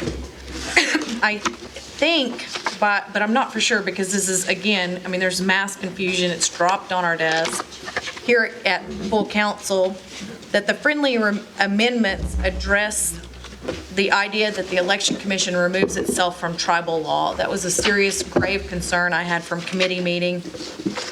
But it appears that that now the Election Commission, with the friendly amendments that were adopted tonight, will put the Election Commission back under tribal law. But again, I have not had time to digest or read this or review it in entirety. My notes are based on what came out of committee. Then there's another issue, page 6, chapter 2, section 11C6, where address changes are left up to the Election Commission so they can go to the internet, decide that Cherokee and Watts has moved, not have to notify me, and arbitrarily change my address based on what they found online. And for some reason, the post office, for example, probably returned my mail. I find that difficult when we've been asked to return in as voters a signed application. This could create a lot of confusion, especially if there's a recount or a challenge for an election, which we've seen, especially due to the gerrymandering or redistricting. Then I think the friendly amendment addressed page 6, chapter 2, section 11C8 about the precinct locations, because it created a 45-day window. It went from 90 days to 45 days, if I understand this correctly. So we've now lessened the obligation of the Election Commission to make sure there's transparency in terms of deciding the precinct locations and notifying our voters. We know from these past elections this has already been a significant issue. We need longer time, not shorter time. Then on page 7, chapter 2, section 11E, I think that the Open Meeting Act requirements has possibly been restored with the friendly amendment, but I'm still, again, not quite sure because we're doing this on the fly rather than deliberating and really getting a chance to look. I question the constitutionality of the photo ID requirements given recent court case outcomes, but we didn't even get to debate this. But it is a concern. I don't know that it's a grave concern, but it would have been nice to hear from tribal citizens on whether or not this should be the way we conduct our elections. And it's inconsistent because in one place we absolutely require a photo ID, but in another place we ask that it's simply the card, the postcard mailed by the Election Commission is identification. So that's inconsistent, and I don't think that's the way Cherokee people expect our laws to be. On page 8, chapter 2, section 12C8, it is not clear that a marshal or a designated marshal or sanctioned person on behalf of the Marshal Service will be escorting our ballots. That is a problem. We saw that in the last elections. We should be concerned about this. Then on page 8, chapter 2, section 14C, and page 9, chapter 2, section 14D, we effectively remove, if this is passed, we effectively remove the requirement that a Cherokee Nation citizen will lead the Election Commission. We have already doing without Cherokee citizens as staff in the Election Commission. We're taking the new title that is currently held by a non-Indian, and we're stripping what used to be the lead as a Cherokee citizen and putting all those responsibilities into this new position that a non-Indian holds. I think this is extremely problematic. I do not think this is what the Cherokee people expect of us, and that is reason alone not to pass this bill tonight. And I'm not saying we don't need election law reform. There are some good things in this. But we need to have deliberation, and we need to have the opportunity to let the Cherokee people know what's going on so they can actually speak to it, let alone finish our debate and what is our obligation and jobs in committee. And then I'm not for sure why this is even happening because we didn't get to ask this, but on page 12, chapter 3, section 23.1, we appear to be removing the link between the registrar and the database and the Election Commission. It's not clear on the language about whether or not, how we're allowing it, because normally the Election Commission would make sure that they were a Cherokee citizen with their, what we used to call the blue cards. Then in page 15, chapter 4, section 35A, we are effectively, with this law or these amendments, pricing out regular Cherokees from the Election Commission process. We drastically increase, for example, the principal chief filing from $750 to $2,500.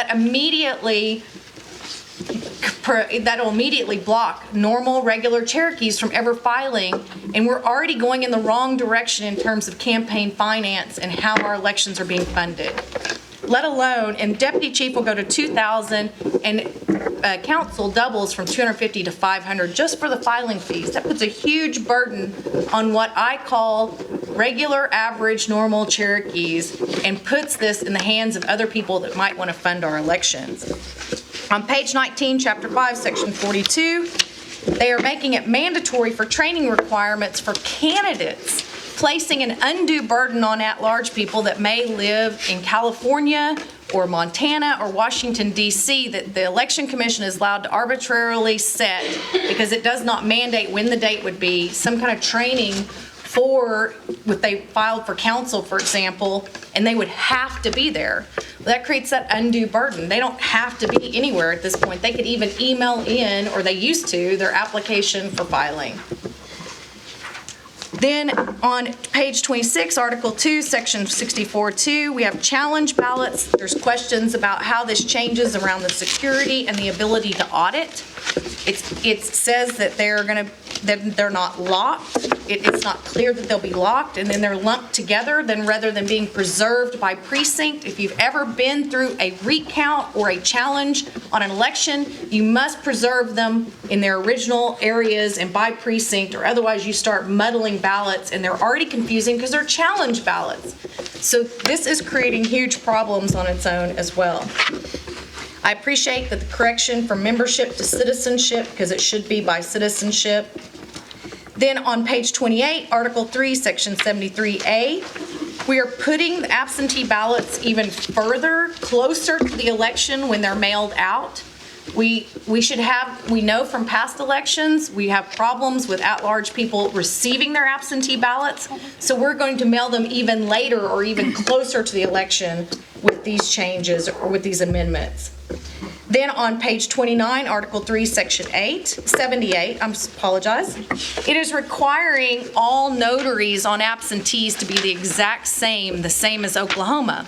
We know from past elections that not all states will allow a notary to affix their seal to the ballot. There's different versions of how it's done, and we are dictating only the Oklahoma model, which will further disenfranchise our at-large citizens or possibly people from home that are working at large at the time and still want to vote in our elections. Then on page 31, Article 4, Section 93C, it appears that it unlocks the ballots at the precinct rather than waiting to have them unlocked in front of commissioners at the Election Commission. And then it just brings questions to security.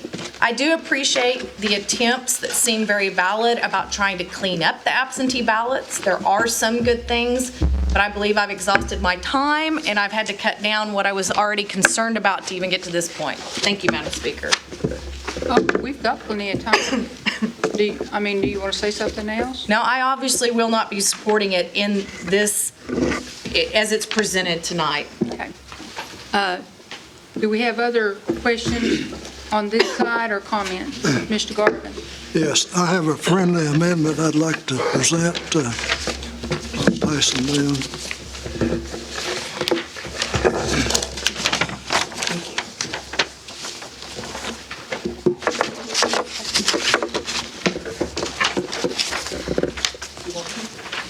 Okay, it's section 78. I believe it's line 9. I want to strike 7 words there. Starting on, or a person designated by the voter. Strike that out. On page If a person votes absentee, they can either carry their ballot to the Election Commission or mail it, and not have someone else carrying it, losing it, fiddling around with it. I offer that as a friendly amendment. And in my election just recently, there was hand carried, never got in the mail, never one person carried in over 170 absentee ballots. Can you imagine that? But it happened. So what I want to do is make it possible for the individual to either carry it or mail it. 2 choices, that's all. Okay. That's a friendly amendment. I'd like You want for you to accept it. Okay. We're not, she will not accept it. Okay, I make a motion that it be approved. Second. Do we have a motion and second then? He wants to change from the current version of Section 78 to the version that he has below on Section 78. Are there questions or comments? No. And this is a motion to amend the original motion. Mr. Lay, did you have your hand up?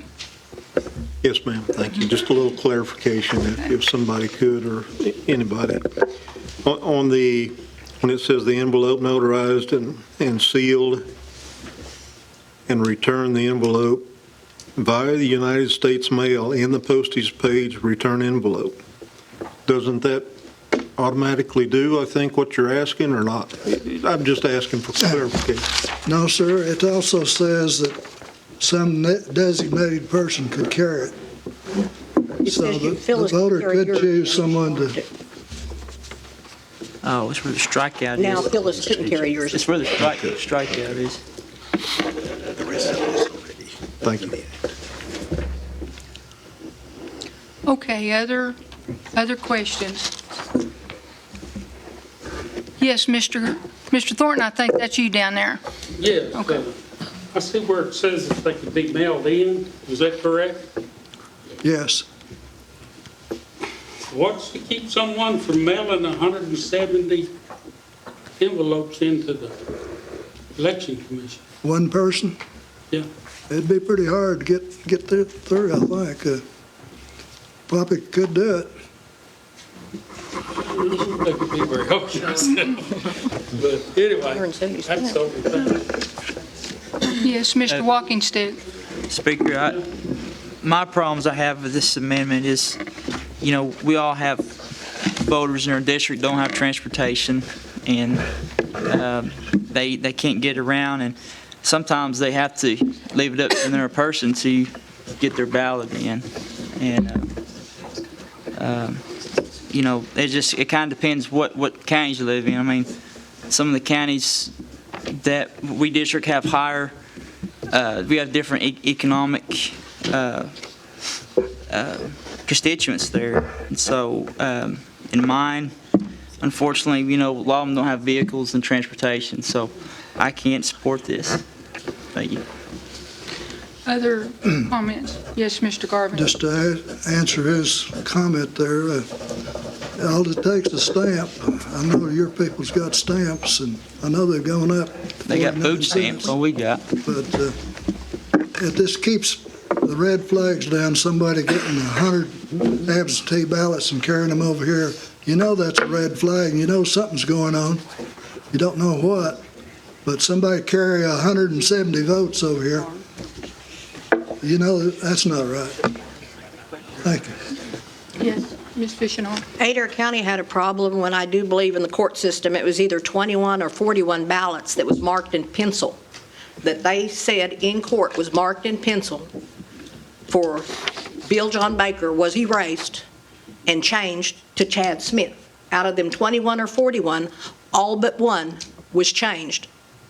And that's when Adair County started having a problem with it and did not want to mail theirs in. They said, Jody, would you hand carry this over there and hand it to the commissioner? Because we don't trust the mail.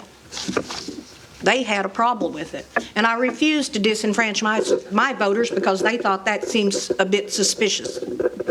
So I'll be voting against this. Other questions or comments? Okay, let's go ahead and do this by roll call.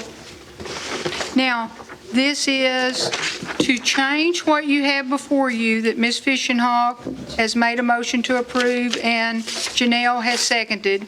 You would be changing that to the version that Mr. Garvin has on his paper that he just handed out. Okay. Shelley? No. Yes. No. No. John Garvin, Yes. Frankie Dargis, No. Connie Ford Jordan, No. Lee Keener, Yes. Dick White, No. Curtis Snell, No. Denise Taylor, No. David Thornton, I don't think this takes care of the problem. I'm gonna vote no. Victoria Vasquez, No. David Walkenstick, No. Kara Khan Watts, Yes. Jack Baker, Yes. Charlie Buster.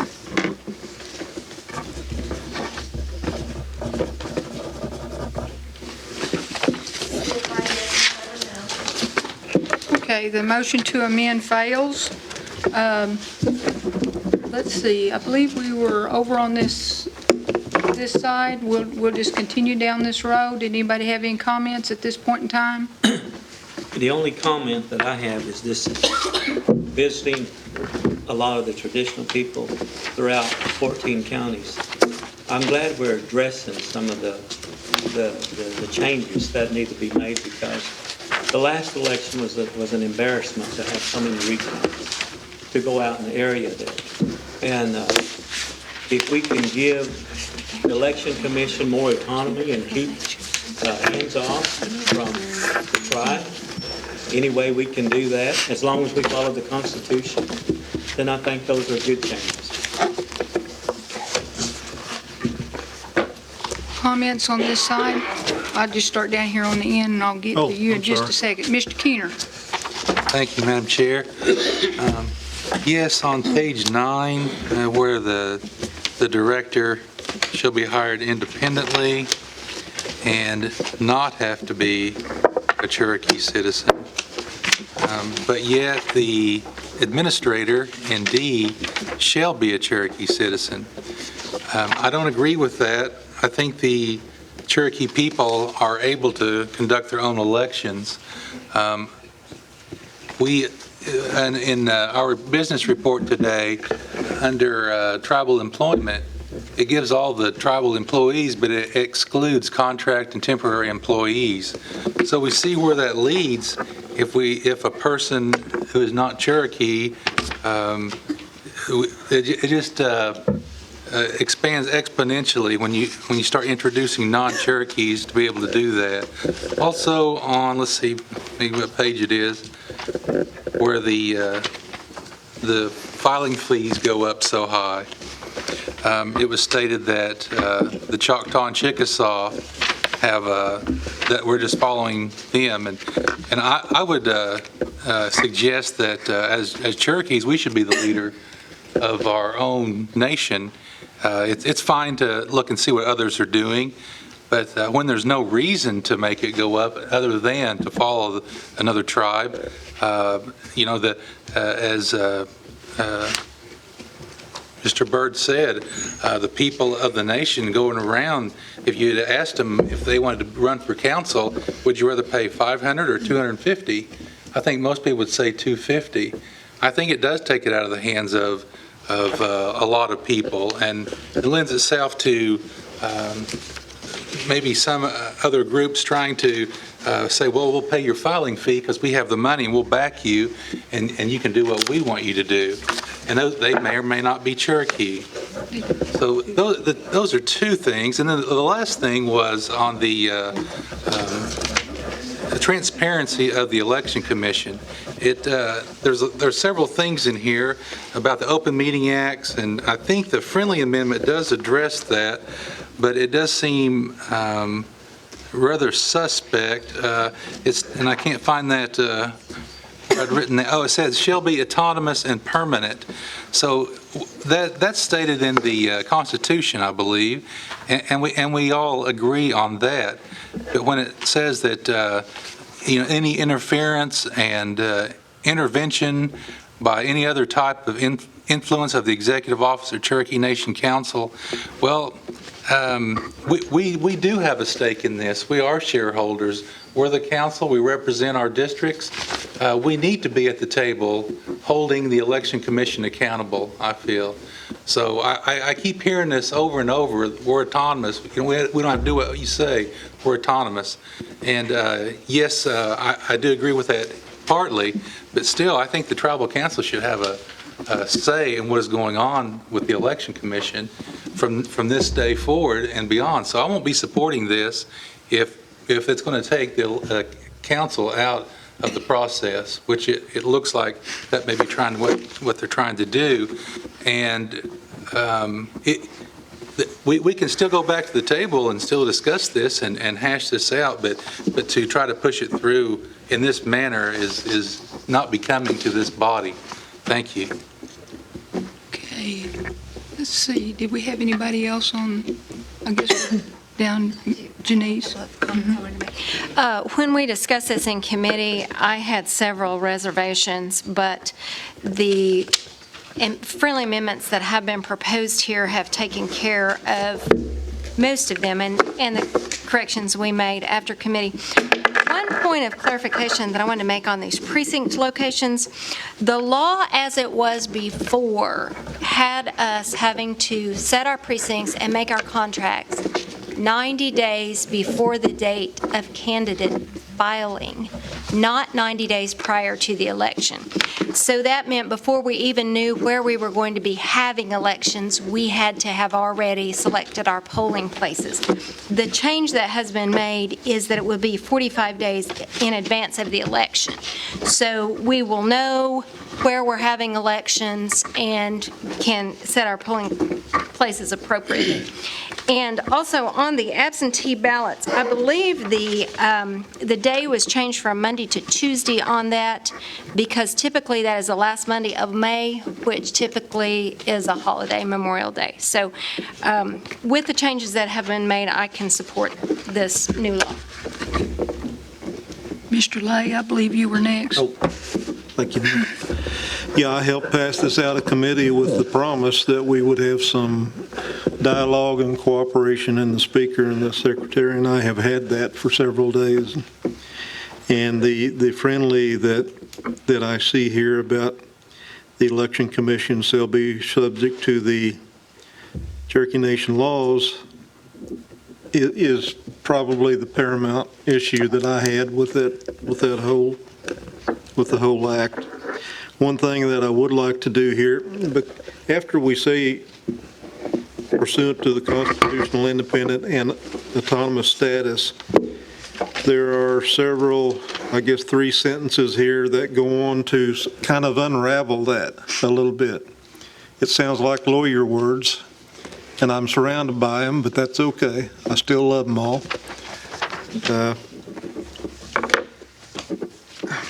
I'd like to make a friendly amendment to, after the term independent and autonomous status, that we just simply eliminate. Excuse me. I'm sorry, Joe. Page 4, the friendly amendment, page 4, or what is it, section 11? Okay. After the term autonomous status, just simply eliminate those, I think it's 3 sentences, because I think those 3 sentences unravel the sentence before it. At least it does to me. I agree that this body should be autonomous and free from political influence. And I'm looking around and I see several people who are at that constitutional convention with me. And I think that's what we meant. We didn't want a chief or a council to provide any influence for or against anything with that election commission. That's a tough job. You couldn't take a cattle prod to me and get me to do that job. If we go by all the laws of the Cherokee Nation, that should take care of a lot of my issues that I had with it, with this act. And I'd like to make that as a friendly to delete those following 3 sentences. Okay, we're on page 4. Yes, ma'am. At the bottom, the motion, are you making that as a motion or a friendly? I'll try it as a friendly. Yeah. Right, here, from here to here, from here to here. No. Okay. She cannot accept Okay, that friendly? I understand, and that's fine. Well, I'd like to make that a motion. Okay. We have that in the form of a motion now. Is there a second?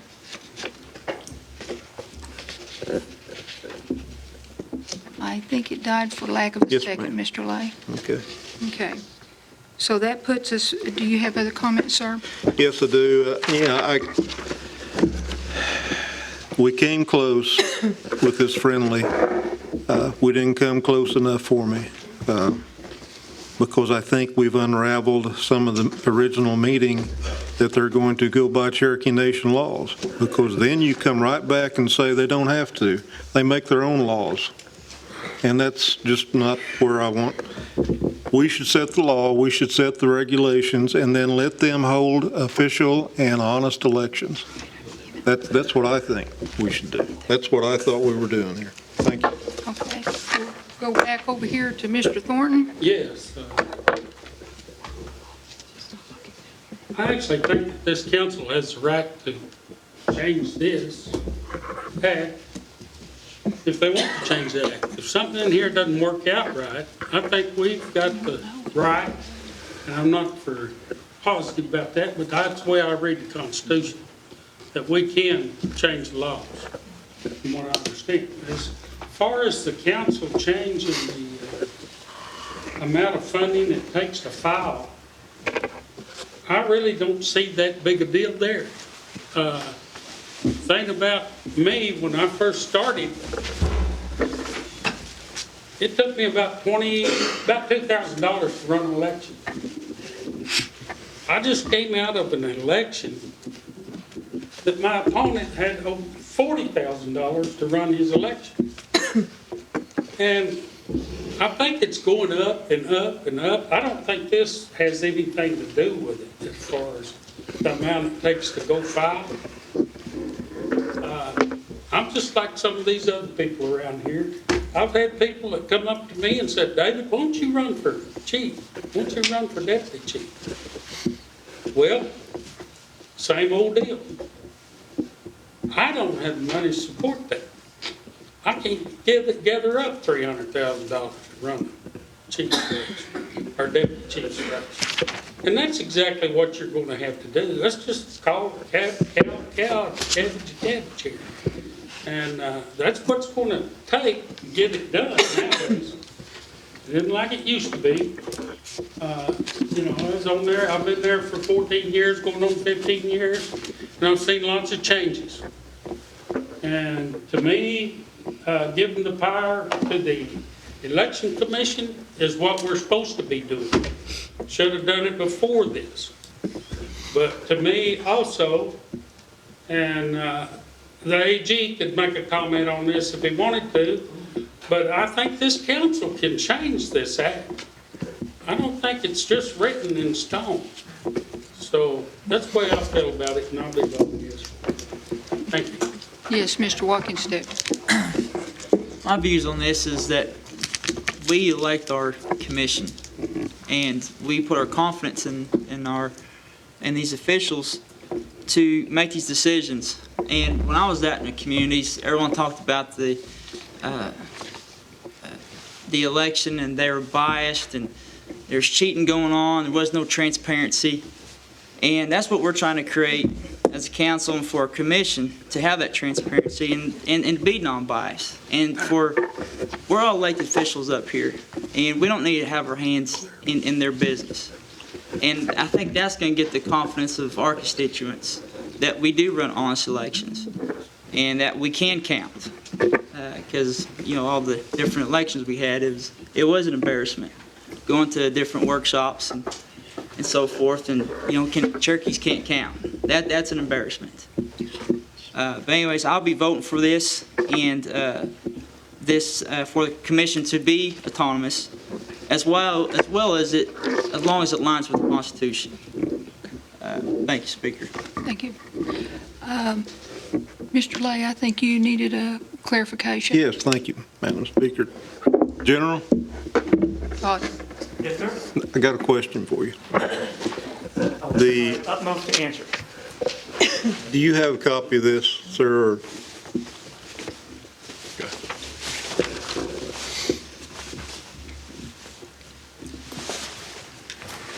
Yes, sir. Okay, after it stops with anonymous status,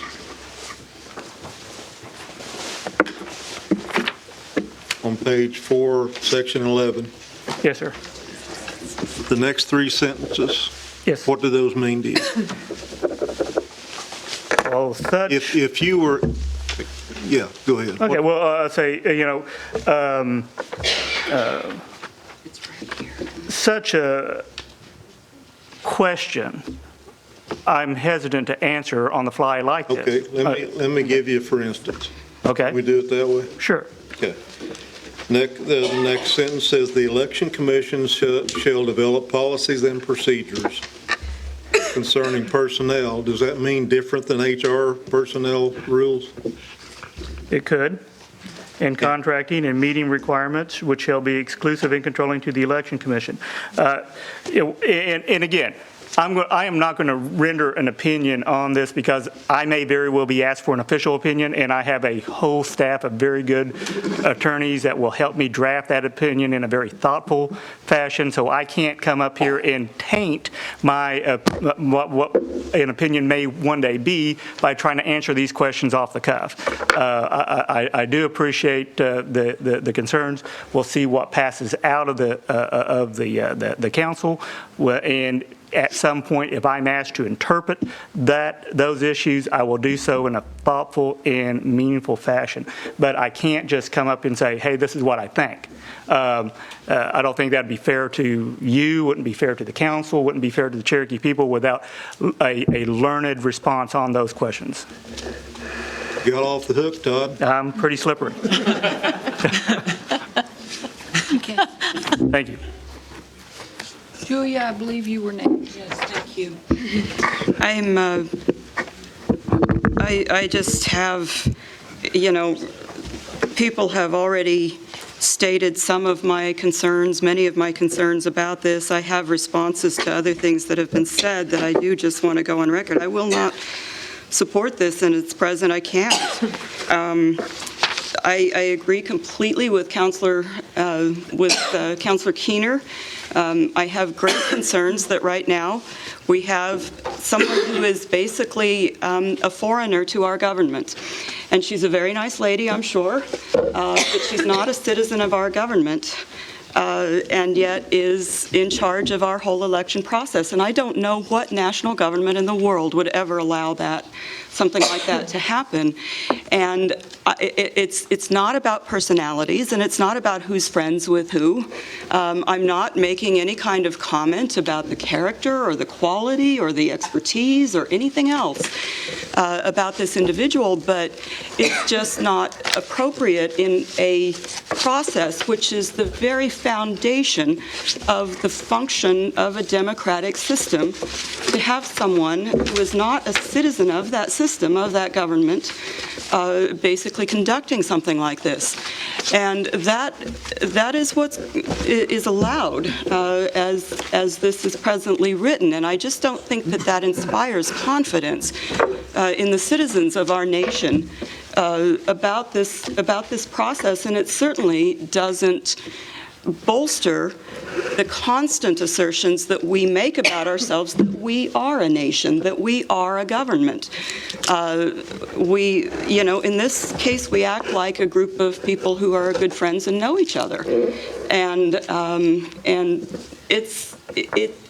with Councilor Walkingstick, I disagree. I think that this body has a significant role in setting policy around the elections. And my reading or my understanding of the Constitution is that we're not going to get into the actual process of how to conduct an election, that is the job of the Election Commission, and that we should not and will not influence that. But we are exactly the body, along with the executive branch, that should be setting the principled policy that should undergird every action that the Election Commission should take.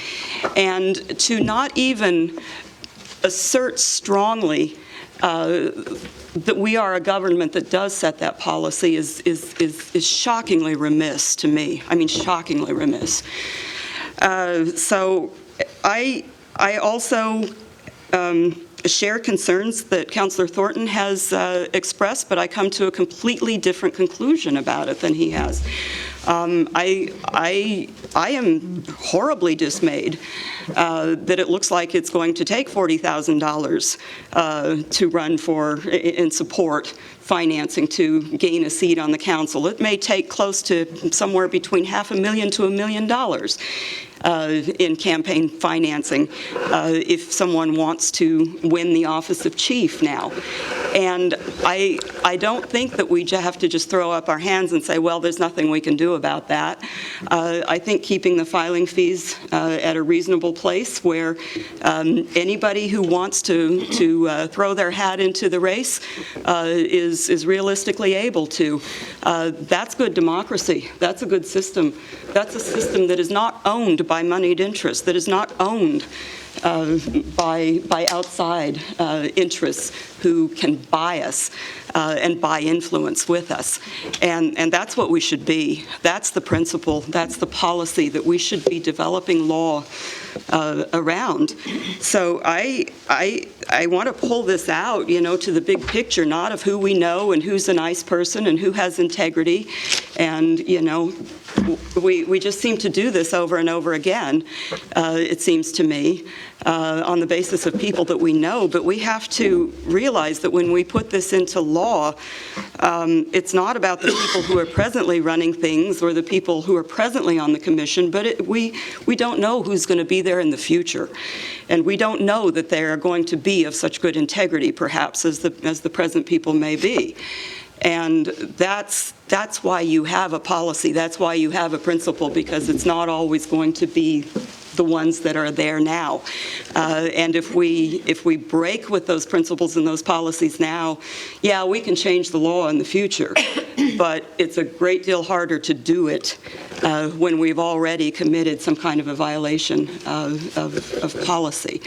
So I really object to the way this is just, I can't even go back and forth and find things that I need to find, to make the comments. We haven't had time to really look at this and discuss this thoroughly.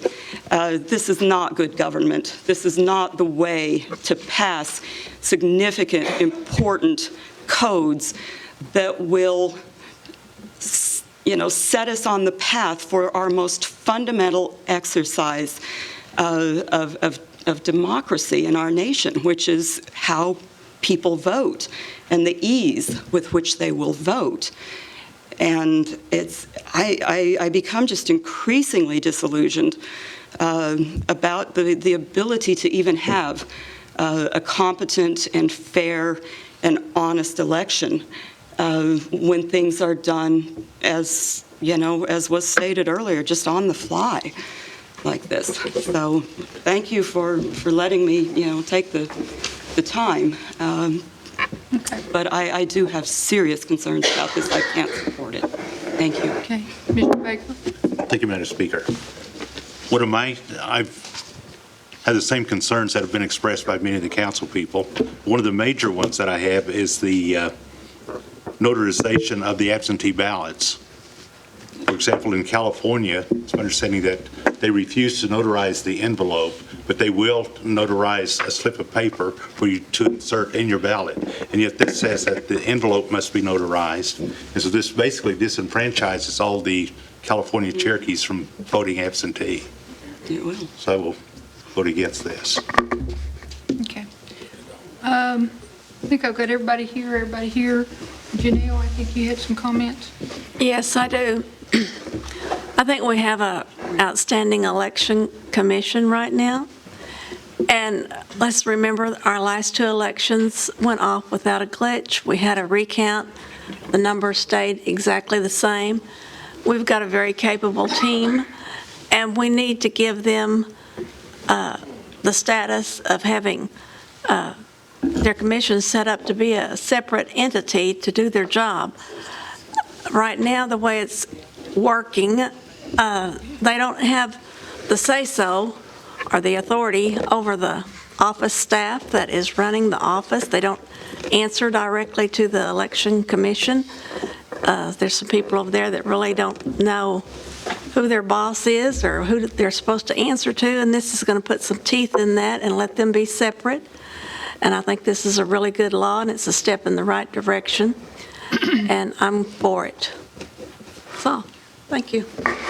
Ms. Fisher-Hall? Yeah, I would just like to answer some of these questions, answer some of the questions that were brought up. One of them Victoria answered. It was a question about how we had moved the day closer to election, that you got absentee ballots. Yeah, we moved it one day closer, folks. That caused such a great burden. It was already moved one day closer because mail is not delivered on that Monday. So whether we moved it to that Tuesday or kept it on that Monday, guess what? The post office had already moved it to that Tuesday for us. So that whole point is moot. Jack, perhaps you need to talk to the Election Commission about California. I randomly called 5 states. They informed us the 5 states I called, California wasn't one of them, which is 1/10 of the states, I'll admit, about the allowing them to notarize envelopes. The 5 states I called, 4 of them had the same rules as Oklahoma has. The notary has to notarize the ballot for free if it's an election, and they had no trouble with notarizing the ballot. One of the questions was, do they notarize outside of the ballot? There's a secrecy envelope you put your ballot in. Then you take that secrecy envelope, you put it in the notarized envelope. Then you take that notarized envelope and you put it in the outside mailing envelope. There's 3 envelopes on there. There was this last election. We have changed to that the same way the state has changed to that. There was a question about if you ask for a second absentee ballot. Councilor Watts wanted to know about that. There's rules, there's policies and procedures in there on how you ask for that. It's after 7 days after they've mailed the ballot. You provide them the information by fax, by email, by going into the office, filling out a registration. Matter of fact, I had to do it last time because I'm one of them that did not receive a ballot.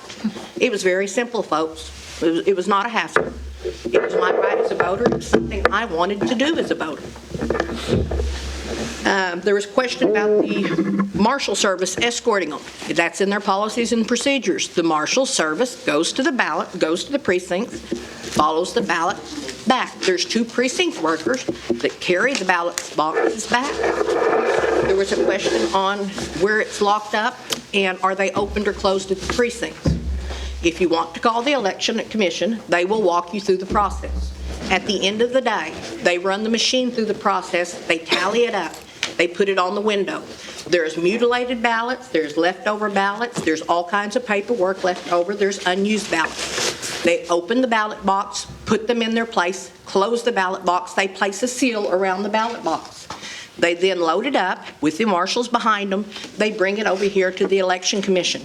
Does it get opened again, she asked. No, it doesn't. It only gets opened again if the Supreme Court asks for it to be opened or if it's a recount. That's in their policies and procedures, folks. It's not a question. If you read them, you will know how it's handled, or if you bother to ask the Election Commission, they will explain it to you. Or if you're familiar with state election law, it follows about the same way. I tried to get some of these questions down as she was talking pretty fast, so let me go back to some more. They was asking about somebody with bumper stickers or in T-shirts, whether they would be charged. No, the innocent and not guilty are not going to be charged, and they're not going to be, put in front of the Supreme Court. There is due process. Due process is provided by hearing before the commission and before the courts. There was a question about, does hog fries, hamburger certificates, or bottles of liquor count? This is common sense, folks. Would liquor count? If somebody offered a liquor bottle, I'm saying, yeah, it'd probably count. If somebody's enticing somebody with liquor, I'm saying hog fries, no. Use your common sense. That everybody gives hog fries, everybody gives free foods. There was some talk about training. Them requiring training of the financial advisors and the people running. If you're running for office and you're going to have to come to tribal council meetings, this is serious. We're running a government here, folks. If they want you to come and learn how it works and you need to learn this, you should be expected to come. That's not too much to ask. This is a government. It's not a place to play. We're serious here. You're in charge of a lot of money. The amount, I don't think it's out of the question. These filing fees aren't. David pretty much hit the nail on the head. These races, the times of being able to throw $2,000, $3,000, $4,000 at a race and win it are over. I think these last election cycles showed us. I think the last Chiefs race showed us. When you've got opponents spending a couple of $1 million, 2 chiefs to win a race, and you're thinking $2,000 is out of the question? That's common sense. There was a question about the registrar having access to the voter database. Why does the registrar need access to the voter database? Because I can hear the next election, if it doesn't go somebody's way, well, Linda O'Leary got into the voters database and she manipulated it, and Linda O'Leary is going to be the bad person. They have access to the registrar's database. They need it. The registrar's database is one thing, voters' database is another. They need to keep it separate.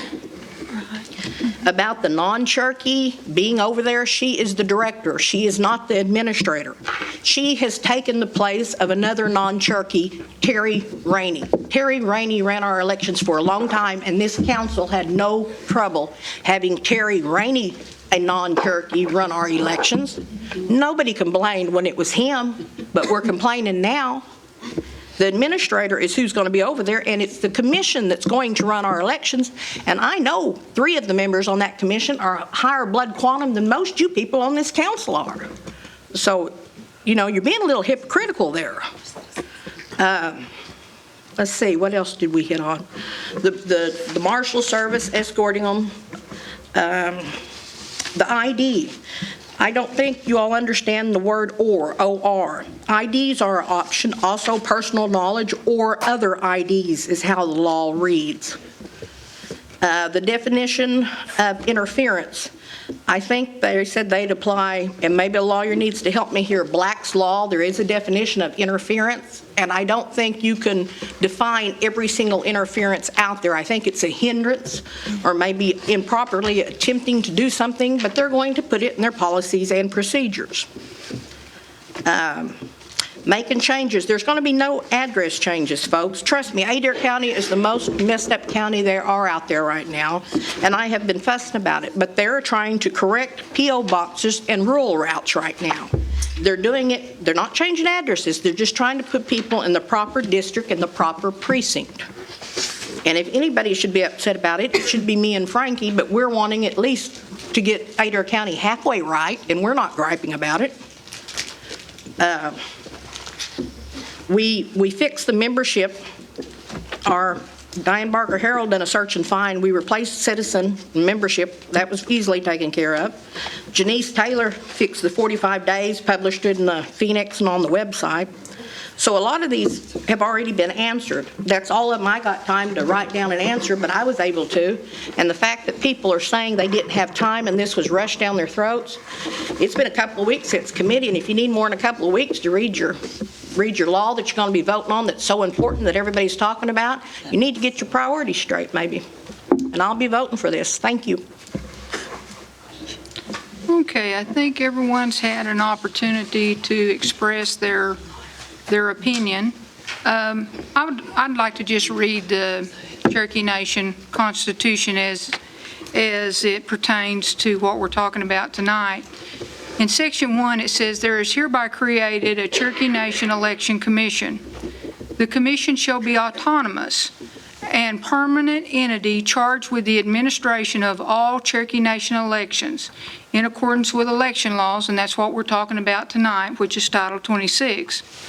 "The council shall enact an appropriate law not inconsistent with the provisions of this Constitution that will govern the conduct of all elections." And that's what we're here doing tonight. We learn after every election. We go over these election laws after every election, and that's what's occurring here tonight. To be quite honest with you, I agree with Mr. Thornton. We've put time limits in here for them to write their policies. If these policies are not as we believe they should be, we can come back and visit this law. Tonight, we visited Taro, I think probably for the 6th time that I've been on the council. So laws are not in concrete. Laws are not in stone. And laws are how this body controls action of Cherokee Nation. So when you say we're just letting them go out on their own, we can always bring people back in by changing the law. I will be supporting this tonight because I think finally, tonight, we are consistent with the Constitution. I don't believe we have been consistent with the Constitution for the last 12 years because I don't believe we've let this commission be autonomous. I looked up the Constitution. I read the definition of autonomous, and if you just look at the two, we have never given them the ability to run an election. This group has run 2 elections for us with very little problems, and they are to be commended for that. And I think tonight what we're doing is giving them a little more power and allowing them to do their constitutional duty. Now, we need to do our constitutional duty, and I think we need to pass these amendments. So with that, I'm going to call this to a close, and we're going to do our voting by roll call. And what you'll be voting on is the amended one that Ms. Fishenhoff introduced in her original motion. There has been no amendments to it. Let's see, was there any friendlies? Okay. It has the friendlies included in it, but for your reading pleasure, she did reduce them to a page and a half. I did notice that we had several other friendlies that were in writing, so I guess some people did have time to look over their information and prepare their friendlies for tonight. With that, let's, Shelley, will you go ahead and call the roll? Everybody, all minds understand what we're doing. This is the one that was introduced by Councilwoman Fishenhoff, seconded by Councilman Janelle here. This is the one that we're voting on. And her friendlies are included in it. They're also included on the little page and a half that she gave to you. And there was no additional friendlies or amendments to it, is that correct?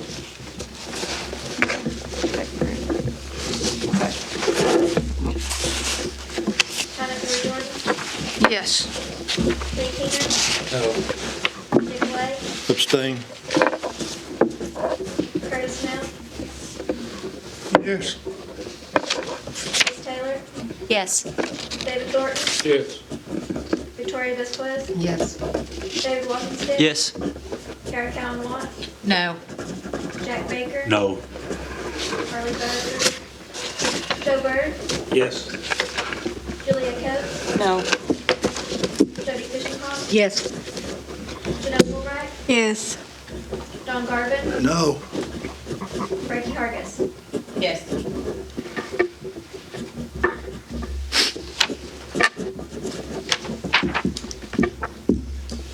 We have 10 yes, 5 no, and 1 abstention. Okay, so the act with the amendments has passed and will be sent on to the chief for consideration for signing. Do we have other business to come before the council? Do we have announcements? Yes, Frankie. I'm having a community meeting in Still at the cafeteria on Thursday, the 13th. The registration will be there with photo ID from 1 till 8, and dinner will be served at 5:30. Okay, that's February 13th. Did you? Commission will be there also tonight. That was February 13th? Okay. Other announcements on this side? Announcements? February 22nd, Cherokee County Community Meeting will be at Sellers Auction Barn, 5:30. Okay. Ms. Watts? Thank you, Madam Speaker. I just want to recognize Deborah Reed, who's here from our Tulsa Cherokee Community Organization. Glad you drove in. And your colleague or partner in crime. It's good to see you, Ms. Colleen Ketcher. Thank you, Madam Speaker. Any other announcements? Do I hear a motion to adjourn? Second. Okay, we have a motion from who? Jack? And a second by Kara? Or Victoria? All those in favor can signify by saying aye. Aye. All those opposed? Ayes have it. See you.